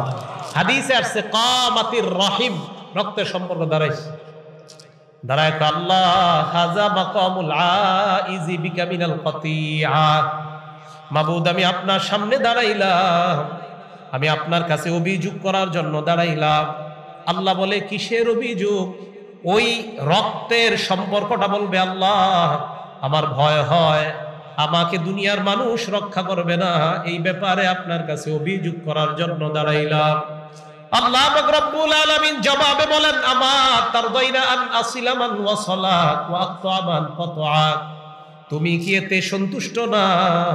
তোমাকে যারা রক্ষা করবে, আমি আল্লাহ দুনিয়ার ওই মানুষগুলা রক্ষা করার ওয়াদা করলাম। আল্লাহ রক্তের সম্পর্ককে সান্ত্বনা দিতেছে। এটা বুখারী শরীফের হাদিস, কোনো গল্প না। রক্তের সম্পর্ককে আল্লাহ সান্ত্বনা দিয়ে বলতেছে, তোমাকে যারা রক্ষা করবে, আমি আল্লাহ তাদেরকে রক্ষা করার ওয়াদা করলাম। এরপরে কি বলে দেখেন, ওয়া কতআ মান কতআক, তোমাকে যারা ছিন্ন করবে, আমি আল্লাহ তাদের সাথেও সম্পর্ক ছিন্ন করার ঘোষণা দিলাম। ভাই ভাইকে দেখতে পারে না, ভাই বোনের খবর নেয় না, ভাতিজা চাচার খবর নেয় না। ভাতিজা যারা আছেন, আপনার চাচার কি দোষ? সেদিন একজনে কয়, হুজুর আমার আব্বার আমার চাচার 40 বছর যাবত সম্পর্ক ভালো না, তাই চাচারে দেখতে পারি না। আমি বললাম, আপনার আর আপনার বাবা আর চাচার সম্পর্ক খারাপ, আপনার কি সমস্যা? সম্পর্ক খারাপ আপনার বাবার আর চাচার, আপনার সমস্যা কি? আপনি ভাতিজা, আপনার চাচার অধিকার রক্ষা করতে হবে।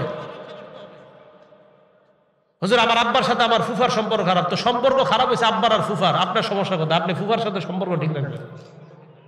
আমার খালুর সাথে আমার আব্বার সম্পর্ক ভালো না, তো সমস্যা আপনার কোথায়? মনে রাখবেন, এই সম্পর্ক রক্ষা করতে হবে। এমনও মানুষ আছে ফুফা ফুফু খালা খালু তারা আছে কিনা দুনিয়াতে এটাই ভুলে গেছে। আল্লাহর কাছে দাঁড়াতে হবে। আবু দাউদ শরীফের হাদিসে নবীজি সাল্লাল্লাহু আলাইহি সাল্লাম বলেন, আত্মীয়তার সম্পর্ক ছিন্নকারীর মতো এত ভয়ঙ্কর শাস্তি আর কিছু আছে বলে আমি নবীর জানা নাই। নবীজি বলছেন, আবু দাউদ শরীফের হাদিস, নবীজি বলছেন, মা মিন যাববিন আজদারু আইয়ুআযযিবাল্লাহ আইয়ুআজ্জিলাল্লাহু আল উকুবা।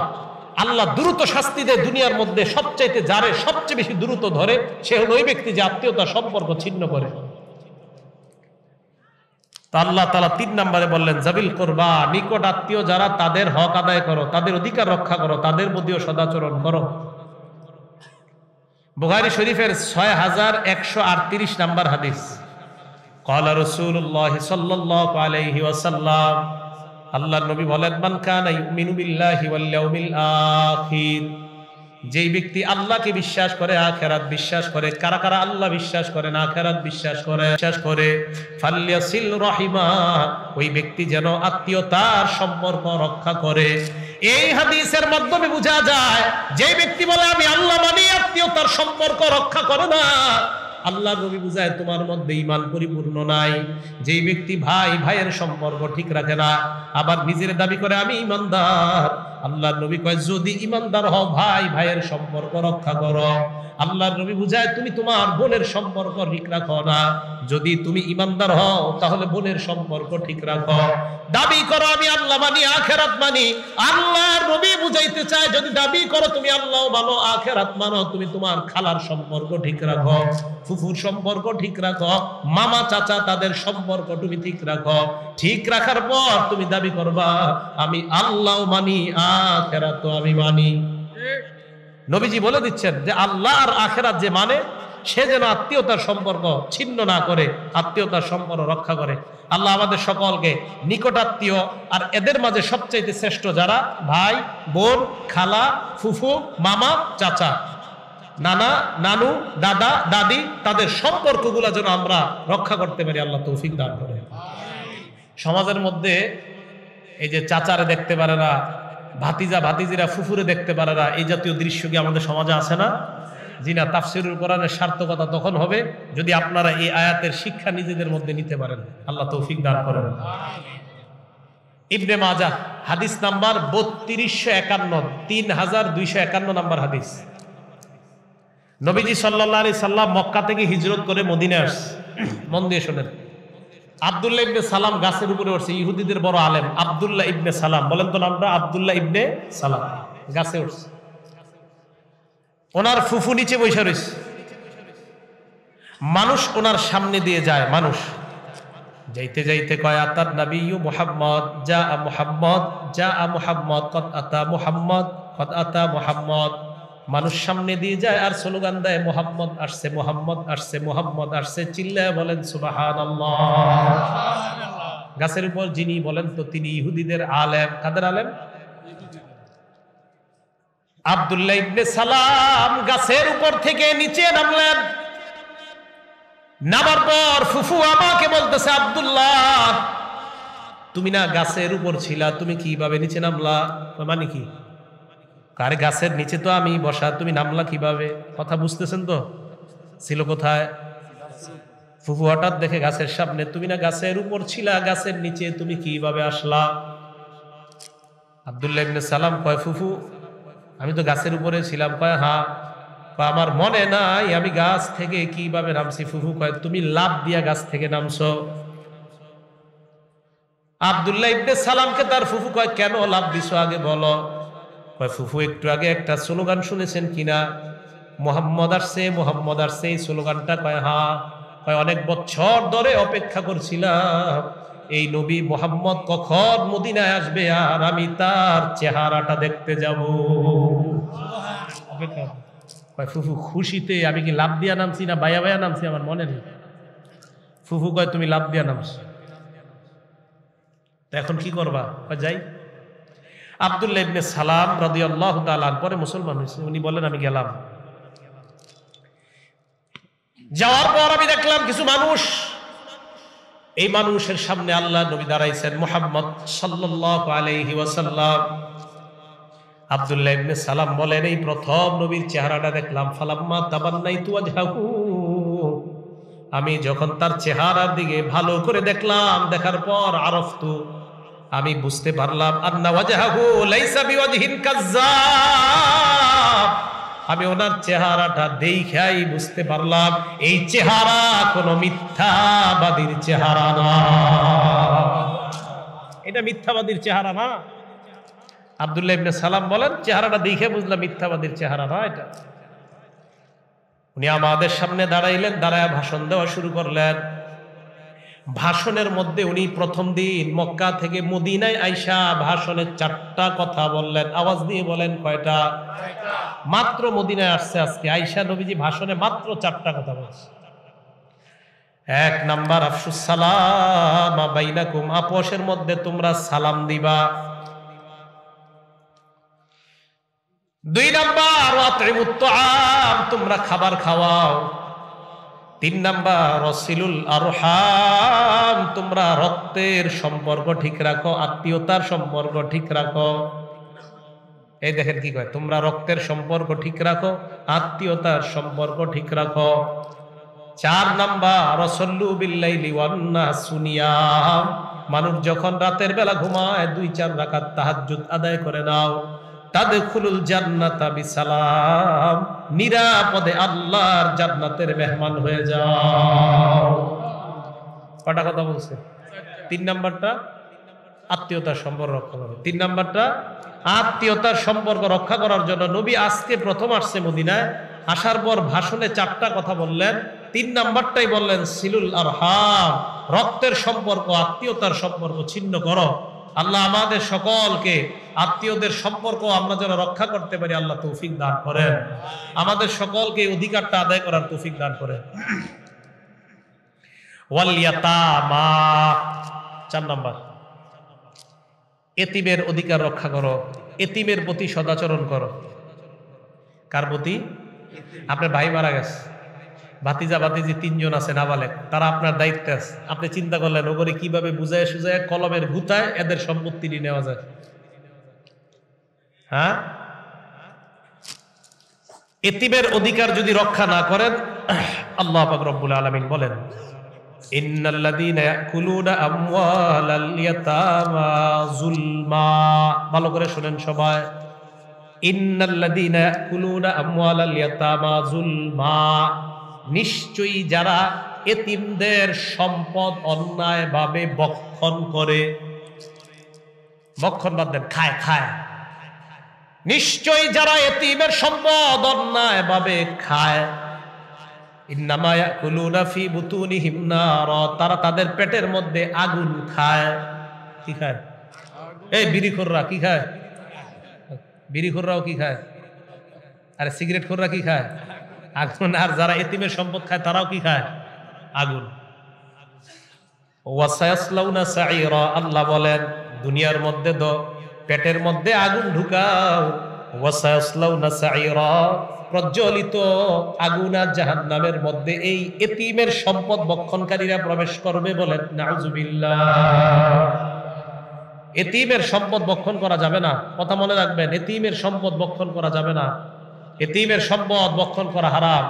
ক্বালা রাসূলুল্লাহ সাল্লাল্লাহু আলাইহি ওয়াসাল্লাম, আল্লাহর নবী বলেন তোমরা এক কাজ করবা, ইমসাহ রাসাল ইয়াতীম, এতিমের মাথায় এইভাবে হাত দিবা, চুলে মাথায়, হ্যাঁ এইভাবে এতিমের মাথায়, ইমসাহ রাসাল ইয়াতীম, এতিমের মাথায় এইভাবে হাত দিবা।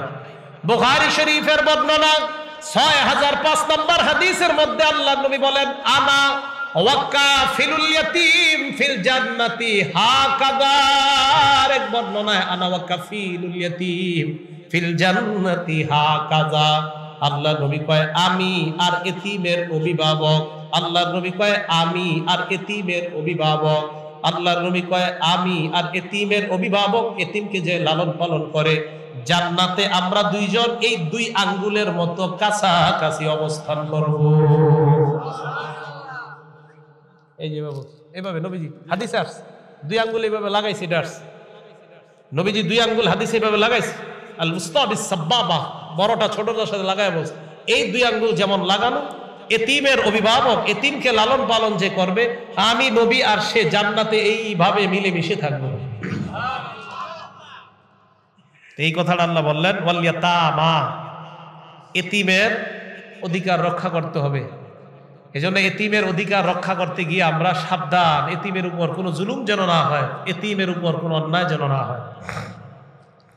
5 নাম্বার ওয়াল মাসাকিন, অসহায় দরিদ্র যারা, তাদের অধিকার রক্ষা করা। অসহায় মানুষ, তাদের উপরে আপনার হক, আপনার সম্পদ থেকে যাকাত খাওয়ার যোগ্য হলে তাদেরকে যাকাত দেওয়া, যাকাত খাওয়ার যোগ্য যারা হবে এর মধ্যে নিকটাত্মীয়র মধ্যে যদি থাকে তাদেরকেও দেওয়া, মিসকিন অসহায় যারা তাদেরকেও দেওয়া। তো আল্লাহ পাক রব্বুল আলামিন বলেন ওয়া ইদা হাদারাল কিসমাতা উলুল কুরবা ওয়াল ইয়াতামা ওয়াল মাসাকিন ফারযুকুহুম মিনহু ওয়া কুলু লাহুম কাওলাম মারুফা। এই কথাটা খুব ভালো করে শুনেন। মিসকিন যারা, আপনি সম্পদ বন্টন করতেছেন, ঘরের মধ্যে বরুই বাট করতেছেন, বরুই গাছ থেকে বরুই পারছেন, বরুই ভাগ করতেছেন, তো দেখবেন আশেপাশের অনেক গরিব বাচ্চারা আসতে পারে বরুই ভাগ করার সময়। হ্যাঁ, বরুই বা গাছের কি কি ফল আছে যেগুলো আমরা সাধারণত আর কি খাই, আম। আল্লাহ বলেন ওয়াইদা হাদারাল কিসমাতা উলুল কুরবা ওয়াল ইয়াতামা ওয়াল মাসাকিন, বন্টনের সময় যদি নিকট আত্মীয় আইসা যায়, ওয়াল ইয়াতামা এতিম যদি আইসা যায়, ওয়াল মাসাকিন গরিব মানুষ যদি আইসা যায়, ফারযুকুহুম মিনহু, যা বন্টন করতেছো সেখান থেকে তাদেরকেও কিছু দাও। সুবহানাল্লাহ, কিছু দাও। এবার আপনি বলেন না না আমি দিব না, আল্লাহ বলেন যদি না দাও ওয়াকুলু লাহুম কাওলাম মারুফা, যদি দাও তাও ভালো কথা বলবা, নেন ঠিক আছে, এই নাও ঠিক আছে যাও, নিয়া বলে এবার দিয়া বলে না এই যা দিলেন যা। আল্লাহ বলেন দেওয়ার পর ওয়াকুলু লাহুম কাওলাম মারুফা, কথা বলতে হবে সুন্দর কথা, দেওয়ার পর সুন্দর কথা বলতে হবে, দেওয়ার পর ঠিক আছে আজকে এতটুকু দিলাম, যান পরে আসেন, আজকে তোমাকে এতটুকু দিলাম, এখন আপাতত যাও, এইভাবে বলতে হবে। ধমক মারা যাবে না। কেন ধমক দেওয়া যাবে না? সূরা দোহাতে তো আল্লাহ বলেই দিয়েছেন ফাম্মাল ইয়াতীমা ফালা তাকহার, এই এতিমকে ধমক দিবা না। ওয়া আম্মাস সাইলা ফালা তানহার, দরিদ্র যে ভিক্ষুক তারেও ধমক দেওয়া যাবে না, কর্কশ ভাষায় কথা বলা যাবে না। তাহলে কি বোঝা যায়? আমরা কোনো কিছু বন্টন করার সময় যদি এতিম অসহায় মিসকিন এসে যায়, দিতে পারলেও ভালো কথা বলা, না দিতে পারলেও ভালো কথা বইলা তাদেরকে আপাতত বিদায় করা। কথা বুঝে আসছে? ধমকের সুরে তাদের সাথে কথা বলা যাবে না। আল্লাহ আমাদের সকলকে আমল করার তৌফিক দান করেন। এটা গেল 5 নাম্বার। 1 নাম্বার আল্লাহ ছাড়া কারো ইবাদত করা যাবে না। 2 নাম্বার পিতা মাতার প্রতি সদাচরণ করা। 3 নাম্বার নিকটাত্মীয়র প্রতি সদাচরণ করা। 4 নাম্বার এতিমের প্রতি সদাচরণ করা। 5 নাম্বার আল মাসাকিন, মিসকিন যারা তাদের প্রতি সদাচরণ করা। খুব মন দিয়ে শোনেন, মিসকিন যারা তারা আপনার কাছে যদি চায় আর তাদেরকে দেওয়ার নিয়তে আপনি তাদেরকে দিবেন না আর কি, আপনার প্রচুর সম্পদ আল্লাহ দান করছে, আপনি শুধুমাত্র তাদের থেকে নিজের লুকানোর জন্য রাতের অন্ধকারে গিয়ে গিয়ে আপনি ফল পাড়তে চান। কথার কথা, আপনার নিয়ত হলো এই যে আমি রাতের অন্ধকারে আমার সম্পদগুলা নিজের আয়ত্তে নেই, যেন দিনের বেলা কোনো ভিক্ষুক আমারে ডিস্টার্ব না করে। কথা বুঝে আসছে? আচ্ছা, এরকম করলে কিন্তু একটু সমস্যা হয়ে যাবে, হইতে পারে। কি সমস্যা? আল্লাহ পাক রব্বুল আলামিন বলেন অতীত যুগে এক ব্যক্তি তার সন্তানদেরকে অনেকগুলো সম্পদ দিয়ে গেছে। দিয়ে যাওয়ার পর ওই সম্পদের মধ্য থেকে প্রতি বছর অসহায় মিসকিন যারা তাদেরকে যাকাত দিত, সম্পদ ভালোভাবেই বন্টন করত। এই বছর সম্পদ যেদিন কাটবে, ভাইদের মধ্যে কয়েকজন ভাই বলল এবার আর কাউরে আমরা কোনো দান সৎকা কিছু করবো না, রাতের বেলা চুপে চুপে সব কাজ করব। আল্লাহ বলেন ইন্না বালাউনাহুম কামা বালাউনা আসহাবাল জান্নাহ ইদ আকসামু লা ইয়াসরিমুন্নাহা মুসবিহিন ওয়া লা ইস্তাসনুন। ইনশাআল্লাহ না বলে একদল মানুষ তারা শপথ করলো আমরা সকালবেলা ভোর হওয়ার আগে আগে সম্পদগুলো আমরা কেটে নিয়ে আসবো। আল্লাহ বলেন ফাতাফা আলাইহা তাইফুম মির রাব্বিকা ওয়া হুম নাঈমুন, রাতের বেলা তারা ঘুমন্ত অবস্থায় তোমার রবের পক্ষ থেকে একটা গজব আসছে, আসার পর ফাসবাহাত কাসরিম, সকালবেলা গিয়া দেখে বিরান ভূমি, সব জেলা পুরে শেষ হয়ে গেছে, জ্বলন্ত একটা জমিন দেখা যায়। তারা ওই জায়গায় যাওয়ার পর কয় না না এটা আমাদের না। একজন আরেকজন কয় এটা কার জমিন? কয় কে জানে এটা কার জমিন? এটা আমগো না। এটা কার জমিন? আমগো না। এবার তারা কয় চুপি চুপি সকালে রওনা করছে, আনিকদু হারসাকুম ইন কুনতুম আলা হারসিকুম ইন কুনতুম সারিবিন ফানতালাকু ওয়া হুম ইয়াতাখাফাতুন। এই যে আসেন ফানতালাকু ওয়া হুম ইয়াতাখাফাতুন, সকালবেলায় যে এই দেখেন আমার দিকে, চল চল আওয়াজ করিস না চল, কেউ যাতে না শুনে। এটা অর্থ আয়াতের, এই আয়াতের অর্থ এটাই, চল চল কেউ যাতে না দেখে, চুপ চুপ। হ্যাঁ, আল্লাহ ইয়াদখুলান্নাহা আল-ইয়াওম ফানতালাকু ওয়া হুম ইয়াতাখাফাতুন, সকালবেলা তারা এইভাবে কেউ যাতে না দেখে, চুপ চুপ কথা বলিস না, শুনতে পারে, আশেপাশে গরিব টরিব না, ঝামেলা করতে পারে, চল। এইভাবে বাগানে দিয়ে এসেছে। আল্লাহ বলেন কই কেন একজন একজন গাড়ি চুপি চুপি কেন, কি হয়েছে? কাল্লা ইয়াদখুলান্নাহা আল-ইয়াওমা আলাইকুম মিসকিন, কোন গরিব মানুষ টানুষ যাতে আজকে না ঢুকতে পারে, ঝামেলাস। এই করতে করতে গেছে, যাওয়ার পর ওয়াগাদাউ আলা হারদিন কাদিরিন ফালাম্মা রাআউহা, ফসল যখন দেখছে, ক্ষেত দেখছে, জমিন দেখছে, কই ইন্না লাদাল্লুন, কই কি রে পথ ভুল করে ফেললাম নাকি রাতের অন্ধকারে? বুঝাইতে পারি নাই। কই পথ মনে ভুল হইছে, আমরা মনে হয় সঠিক জায়গায় আসি নাই, আমরা মনে হয় সঠিক জায়গায় আসি নাই। বাল নাহনু মাহরুমুন ক্বালা আওসাতুহুম আলাম আকুল লাকুম লাউলা তুসাব্বিহুন, এটার বিষয় না। তাহলে গরিব মানুষকে আপনি দিবেন না এই নিয়তে যদি কিপটামি করেন, কিপটামি বুঝেন তো, কৃপণতা, তাহলে হতে পারে আপনার ওই সম্পদ আল্লাহ ধ্বংস করে দিবে। আল্লাহ এই জায়গাটা আমাদেরকে গুরুত্ব সহকারে বুঝে আমল করার তৌফিক দান করুন। এ হলো মিসকিন গেল। 2 3 4 5 6 নাম্বার ওয়াকুলু লিন-নাসি হুসনা, মানুষের সাথে ভালো কথা বলবা। মানুষের সাথে যখন কথা বলবা ভালো কথা বলবা। বুখারী শরীফের 6138 নাম্বার হাদিস, নবীজি বলেন মান কানা ইউমিনু বিল্লাহি ওয়াল ইয়াউমিল আখির ফালইয়াকুল খায়রা, যে ব্যক্তি আল্লাহরে মানে আর আখিরাত মানে সে যেন ভালো কথা বলে। আউলিয়াসমুদ, ভালো কথা মুখ দিয়ে না আসলে চুপ থাকবে, ভালো কথা মুখ দিয়ে না আসলে চুপ থাকবে। কথা বললে ভালো কথা, না বললে চুপ। নবীজি কেন বললেন এটা? নবীজি বলেন এই মুখ আর লজ্জাস্থান এই দুইটা তোমাকে জাহান্নামে নেবে। মাইয়াজমানলি মা বাইনা লাহিয়াইহি, এই দুই চোয়ালের মাঝখানের মুখ, ওয়ামা বাইনা রিজলাইহি, আর লজ্জাস্থান যদি আমারে কেউ গ্যারান্টি দেয়, আজমান লাহুল জান্নাহ, আমি নবী তাকে জান্নাতে নেওয়ার জিম্মাদার হয়ে গেলাম। তাহলে মুখ আর লজ্জাস্থান। ভাইও কথা বলার সময় আমরা খুব সাবধানের সাথে কথা বলবো। আমাদের এই মুখ আমাদেরকে যেন জাহান্নামী না বানায়। তিরমিজি শরীফ হাদিস নাম্বার 2314 নাম্বার হাদিস, 2314, মন দিয়ে শোনেন। আপনি আবার আসেন, ওনার সাথে একটা কথা বললাম, আমি বললাম ভাই রাগ করেন না, কথার কথা বলছি, হয় কিনা এরকম একটা কথা বলি ভাই রাগ করেন না, এমনি কইলাম আপনার এই কথাটা কথার কথা, এরকম হয় না আমাদের মাঝে? বসে নেবেন। এই কথা যদি কারো হয় কি ক্ষতি আছে দেখেন। নবীজি বলেন ইন্নার রাজুলা লা ইয়াতাকাল্লামু বিল কালিমা, মাঝে মাঝে মানুষ এমন কথা বলে লা ইয়ারা বিহা বাসা, মানুষ মনে করে এটা কোনো ব্যাপার না। মাঝে মাঝে মানুষ এমন কথা বলে মুখ দিয়ে, মানুষ মনে করে এটা কোনো ব্যাপার না। আল্লাহ নবী বলেন ইয়াহবি বিহা 70 খরিফান ফিন্নার, তার জানাও নাই এই কথার কারণে তার 70 বছর জাহান্নাম হয়ে যায়। চিল্লায় বলেন নাউজুবিল্লাহ। এটার কারণে 70 বছর জাহান্নাম ফায়সালা হয়ে গেছে, এটা তার জানাও নাই। শুধুমাত্র কেন? কথা বলার কারণে, কথা উল্টা পাল্টা বলার কারণে। তাহলে নবীজি সাল্লাল্লাহু আলাইহি সাল্লাম বলেন মানুষ মাঝে মাঝে এমন কথা বলে যেই কথার তার কোনো সমস্যা মনে করে না, এই কথা তাকে 70 বছর জাহান্নামী বানায়। আমি যে চেয়ারে বসলাম, আপনাদেরকে ওয়াজের ময়দানে যদি আমি সত্য কথা বইলা মাঝে মাঝে হাসাই, এটা জায়েজ আছে।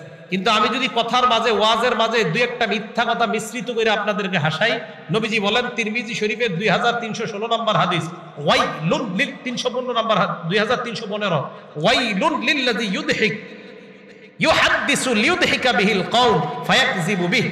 নবীজি বলেন, কোন মানুষ যদি মানুষের সামনে কথা বলে মানুষকে হাসানোর জন্য আর সত্য কথার সাথে কিছু মিথ্যা মিশ্রিত করে যায়, ওয়াইলুল্লাহ ওয়াইলুল্লাহ ওয়াইলুল্লাহ, আল্লাহর নবী বলেন সে ধ্বংস, সে ধ্বংস, সে ধ্বংস। বলেন নাউযুবিল্লাহ। তাহলে মুসলমান কথা যা বলবে ভালো কথা বলবে, মুসলমান কোনো খারাপ কথা বলবে না, মুসলমান কোনো খারাপ কথা বলবে না, অশ্লীল শব্দ মুসলমানের মুখ দিয়ে আসবে না, মুসলমান সব সময় ভালো কথা বলবে। আল্লাহ আমাদেরকে ভালো কথা বলে এর উপর আমল করতে পারে আল্লাহ তৌফিক দান করেন। মুসলমান হাসবে মাঝে মাঝে, তবে এই হাসি সত্য হাসি হতে হবে। নবীজি বসা, এভাবে বসা, নবীজি সাল্লাল্লাহু আলাইহি সাল্লাম এভাবে বসা। হঠাৎ এক মহিলা আসছে, নবীজি চাদর বিছিয়ে দিস, সুবহানাল্লাহ। মহিলা আসার পর মহিলারা চাদর বিছিয়ে দিস, বসছে। বসার পর মহিলা কয়, মোহাম্মদ কেমন আছো? জি ভালো আছি। আমার একটা ওট দাও, ওট ওট ওট। কি দাও? সবাই বলেন কি দাও? আল্লাহর নবী কয়, না আপনারে ওঠের বাচ্চা দেই। মহিলা কয়, তুমি ওট দাও। নবী কয়, না আপনারে ওঠের বাচ্চা দেই। মহিলা কয়, আরে তোমারে কিছু উট দিতে। নবী কয়, না আপনারে ওঠের বাচ্চা দেই। মহিলা রাগ হয়ে উঠে গেছে। সাহাবায়ে কেরামকে কয়, তোমরা মহিলাকে থামাও, এটা অন্য কেউ নয়, উনি হলেন আমার দুধমা হযরত হালিমা। হালিমাতুস সাদিয়াকে ডাক দিয়ে আল্লাহর নবী বললেন, আম্মা নেন আপনার উট, আপনাকে দিয়ে দিলাম। হালিমা কয়, প্রথম তোমার কাছে উট চাইলাম, কেন দিলা না? প্রথম দিয়ে দিলেই তো হয়ে যাইতো, এখন কেন তুমি উট দিলা? উটের বাচ্চা তো দিলা না। আবার বুঝেন, নবী বলেন আপনি উটটা নিয়ে যান। মহিলা কয়, তোমার কাছে উট চাইলাম, তুমি বারবার কেন উটের বাচ্চা দেওয়ার কথা বললা? শেষমেশ তো তুমি আমার ডাইকা উটেই দিলা। আবার বলছি, নবীজি বলেন উটের বাচ্চা দিব, মহিলার ডাইকা শেষমেশ একটা উট দিছে। মহিলা কয়, উটেই তো দিলা, উটের বাচ্চা তো দিলা না। সবাই রেডি তো আপনারা? এখন যেটা বলবো বলার পর সামান্য মুস্কি হাসি দিবেন, এই হাসি দিলে সওয়াব হবে। আল্লাহ নবী কয়, আম্মা আপনারে আমি যেই ওটটা দিলাম, এই ওটটা তো আরেকটা ওটের বাচ্চা। এই ওটটা কি আরেকটা ওটের? সাহাবা কেরাম হাসা দিছে, আপনারা একটু হাসেন। এই যে এখন হাসছেন, এই হাসিতে আল্লাহ সওয়াব দান করছেন। কি কথা বুঝে আসছে সবার? তো মুসলমান কথা যা বলবে সওয়াব হবে, মুসলমান মুখ দিয়া যা বাইর করবে সওয়াব হবে। গুনাহের কথা মুসলমান মুখে আনবে না। আল্লাহ আমাদেরকে আমল করার তৌফিক দান করেন। 7 নাম্বার, ওয়াকিমুস সালাহ, নামাজ কায়েম করো। কি কায়েম করো? নামাজ কায়েম করো। আমার দিকে তাকান, হাদিসে আসছে, সহিহ হাদিসে, কেউ যদি মসজিদ থেকে বের হয় এইভাবে পা দিয়ে, আজকে এশার নামাজ পড়ার জন্য যারা মসজিদ থেকে খালি পাটা বাহিরে রাখছেন, নবীজি বলেন লা ইউখরিজুহু ইল্লাস সালাহ, সে মাত্র নামাজের জন্যই বের হইছে, অন্য কোনো কাজে না। যেন এমন না হয় আমি নামাজে যাইতেছি, নামাজ যাওয়ার সময় দুইটা বিড়ি টিড়ি টান দিয়া যাই। আবার বলছি, নবীজি বলেন লা ইউখরিজুহু ইল্লাস সালাহ, শুধুমাত্র নামাজের জন্যই যদি বের হয়, বের হওয়ার পর তার দুনিয়ার কোনো নিয়ত নাই, সরাসরি মসজিদে চলে যায়। আল্লাহ নবী কয়, ঘর থেকে পাটা বাহিরে রাখার সাথে সাথেই মসজিদে বইসা থাকলে যে সওয়াব, ওই পা বাহিরে ফালানোর সাথে সাথেই তার নামাজের সওয়াব শুরু হয়ে যায়। এই মুসল্লাহ কিন্তু বুঝতে হইব, বাইরে হইয়া অন্য কিছু করা যাইব না, সোজা নামাজে। তো নবীজি বলেন, আর এই তুমলাও আন্না নাহরান বিবাবি আহাদিকুম, তোমরা কি মনে করো তোমাদের কারো বাড়ির সামনে একটা পুকুর আছে, কি আছে? এই পুকুরের মধ্যে ইয়াগতাসিলু ফীহি কুল্লা ইয়াউমিন 5 মাররাত, কোন মানুষ দৈনিক 5 বার গোসল করে। জোরে বলেন কয়বার? আপনার বাড়ির সামনে একটা পুকুর, এটাতে 5 বার গোসল করেন। হাল ইয়াবকা মিন দারনিহি শাইউন, তার শরীরে কোনো ময়লা থাকবে? আল্লাহর নবী বলেন ফাযালিকা মিসলুস সালাওয়াতিল খামসি ইয়ামহুল্লাহু বিহিন্নাল খাতায়া, অনুরূপভাবে কোন মানুষ যদি দৈনিক 5 ওয়াক্ত সালাত আদায় করে নেয়, আল্লাহ পাক তার জিন্দেগীর সব গুনাহগুলো মাফ করে দেয়। আমাদের নবী মেরাজ থেকে আসতেছিলেন, মুসা নবী কয় কই যান? আল্লাহ নবী কয় দুনিয়ার মধ্যে রওনা করলাম। কয় আল্লাহ কি দিস? কয় 50 ওয়াক্ত নামাজ দিছে। মুসা নবী কয় পারবে না, পারবে না, তাড়াতাড়ি যান, আল্লাহর কাছ থেকে কমায় আনেন, এত নামাজ আপনার উম্মত পড়বে না। গালেবান বুখারীর 349 নম্বর হাদিসের বর্ণনা। আল্লাহ নবী যায়, যাওয়ার পর আল্লাহ কমায় দেয়, কমাইতে কমাইতে 45 ওয়াক্ত সালাত আল্লাহ কমায় দেওয়ার পর মুসা নবী কয় কয় ওয়াক্ত? নবী কয় 5 ওয়াক্ত। মুসা নবী কয় না, আপনার উম্মত 5 ওয়াক্ত নামাজ পড়বে না, আওয়াজ দিয়ে বলবেন মুসা নবীর কথাটা সত্য না মিথ্যা? সবাই কয় না সত্য না? আমাদের নবীরে বললেন যান আল্লাহর এখন আর কমাই দিন, আপনার উম্মতগুলো পড়বে না আমি জানি। তো নবীজি কয় কি যে কন, ইস্তাহিয়াই তুমি রব্বি, আমার লজ্জা লাগতেছে। সুবহানাল্লাহ, আর যাবো না, লজ্জা লাগতেছে। আল্লাহ কি কয়ে ফেলে, আপনার উম্মতের বাসক তো পারবে না যদি কয়ে ফেলে। তো নবীজি বলেন আমি রওনা করলাম, আল্লাহ ডাক দিছে হাবিব শুনেন শুনেন। তো নবীজি আল্লাহ কি বলবেন? আল্লাহ বলেন লা ইবাদদালুল কাউলু লাদাইয়া, আমার কথার কোনো পরিবর্তন নাই। ৫০ ওয়াক্ত নামাজ পড়লে আমার ফায়সালা ছিল ৫০ ওয়াক্ত সওয়াব দেওয়া, আপনার উম্মত ৫ ওয়াক্ত পড়বে, ফায়সালা আগেরটাই ঠিক, ৫০ ওয়াক্তের সওয়াব। আকিমুস সালাহ, সালাত কায়েম করো, নামাজ কায়েম করো। তাহলে আল্লাহ আমাদের সকলকে সালাত পুরা ঘরে, সমাজে, বাহিরে সর্বত্র প্রতিষ্ঠিত করার তৌফিক দান করেন। আমার দিকে সবাই তাকান, চোখ, কান, নাক, চোখ, কান, নাক, মুখ, ত্বক। তাহলে পঞ্চ ইন্দ্রিয় কয়টা? কয়টা সবাই? পঞ্চ ইন্দ্রিয় কয়টা? সবাই বলেন পঞ্চ ইন্দ্রিয় কয়টা? 5টা। এই যে নাক, নাক দিয়ে আমরা কোন জিনিসের ঘ্রাণ নেওয়ার পর চারোদিকের ঘ্রাণ নিতে পারি। কান দিয়ে আমরা চারোদিকের আওয়াজ শুনতে পারি। মুখ দিয়ে আমরা এই জিহ্বার মাধ্যমে কোন জিনিস কি স্বাদ নাকি স্বাদ না, কোন দেখেন টক হওয়াটাও কিন্তু একটা স্বাদ। স্বাদ আর টক কিন্তু এক জিনিস না, মানে টকটাও একটা স্বাদ। আমি বুঝাতে পারতেছি না মনে হয় স্বাদ মানে, হ্যাঁ তেঁতুলের স্বাদ আছে না একটা, এই তো এটাই তো স্বাদ। জিহ্বা, এই জিহ্বা দিয়া মানুষ 2টা নিয়ামত উপভোগ করে, একটা হলো স্বাদ আর একটা স্বাদের বিপরীত, মানে স্বাদ আর স্বাদ না, এটা উপভোগ করে কি দিয়ে বলেন তো? তাহলে বলেন তো জিহ্বা দিয়ে কয়টা নিয়ামত উপভোগ করা যায়? আরো জোরে বলেন কয়টা? জোরে বলেন জিহ্বা দিয়ে কয়টা নিয়ামত উপভোগ করা যায়? আমাদের মুসলিম শরীফের উস্তাদ বিজ্ঞানী একটা ব্যাখ্যা দিয়েছেন, কোন মানুষ যদি 2 রাকাত ফজরের সালাত আদায় করে নেয়, তার জিহ্বা নামক নিয়ামতের শুকরিয়া মোটামুটি আদায় করার জন্য আল্লাহর কাছে হাজির হয়ে যায়। জিহ্বা দিয়া 2 নিয়ামত। ফজরের পরে কোন নামাজ? কয় না? যোহরের নামাজ। নাক দিয়ে চারদিকের ঘ্রাণ গন্ধ সব পান। আপনি নাক দিয়ে বলতে পারবেন সামনে পায়খানা, ডানে আতর, বামে ডাস্টবিন, পিছনে আরেকটা ময়লা। তার মানে নাক দিয়া মানুষ চারদিকের ঘ্রাণ গন্ধ সব শুনতে পায়। এই জন্য নাকের শুকরিয়া আদায় করার জন্য যোহরের নামাজ 4 রাকাত, বিজ্ঞানী ব্যাখ্যা। আসরের নামাজ 4 রাকাত, কান দিয়ে মানুষ চারদিকের আওয়াজ শুনতে পায়। কানের শুকরিয়া আদায় করার জন্য আসরের নামাজ 4 রাকাত। মাগরিব কয় রাকাত? কয় রাকাত? চোখ দিয়া মানুষ কয় দিকে দেখে দেখেন তো? আমি এখন 3 দিকে দেখি, পিছনে দেখি না। চোখ দিয়া 3 দিকে, পিছনে কিন্তু দেখতে হলে এরকম করতে হবে, তাই মাগরিব 3। সুবহানাল্লাহ। বাকি রইল ত্বক। ত্বক, তাকান আমার দিকে, মানলাম ঠিক না? ত্বকের মাধ্যমে বুঝতে পারি কোন জিনিস শক্ত নাকি নরম, নাকি ঠান্ডা নাকি গরম। ত্বক দিয়ে বোঝা যায় জিনিসটা কি শক্ত না নরম, ঠান্ডা না গরম, শক্ত না নরম, ঠান্ডা না গরম। এই 4 নিয়ামতের উপভোগ আমরা ত্বক দিয়ে করি। তাই এশার নামাজ 4 রাকাত। কোন মানুষ নিয়মিত 5 ওয়াক্ত সালাত আদায় করলে মোটামুটি বলা যায় আল্লাহ আমি চেষ্টা করছি, আমাকে যে শরীর নামক নিয়ামত দিয়েছেন এই নিয়ামতের শুকরিয়া আদায় করার চেষ্টা করছি আল্লাহ। সুবহানাল্লাহ। এটা হলো আকিমুস সালাত। জুনুবুহুম মানে পার্শ্ব, ওয়া যুহুরুহুম পিঠ। কয় অঙ্গের কথা বলছে আল্লাহ? জোরে বলেন কয় অঙ্গ? সবাই মন দিয়ে বলেন কপাল, পার্শ্ব, পিঠ। কয় অঙ্গ? কেন 3 অঙ্গের কথা আল্লাহ বললেন? হ্যাঁ 3 অঙ্গের কথা কেন বললেন? কপাল বললেন, পার্শ্ব বললেন, পিঠ বললেন। আল্লাহ তো পুরো শরীরেই গজব দিবে, কিন্তু স্পেশালি 3 অঙ্গ কেন বললেন? জাকাত দাতার কাছে জাকাত চাইলে প্রথমে কপাল কুচকায়, দিব না কপাল, তাই 2 নাম্বার জাকাত দাতা দ্বিতীয়বারে যেটা করে জাকাত চাইতে গেলে, আরে ওইসে কপালটা কুচকাইছে, আরে ওইসে যাও তো পার্শ্ব দেখায়, যাও তো যাও। তাহলে দ্বিতীয়বারে এটা দেখায় কয় যাও, তৃতীয়বারে পিঠটা দেখায় দেয়, পিঠটা দেখায় ঘরের ভিতরে চলে যায়, আরে যাও পরে এসো।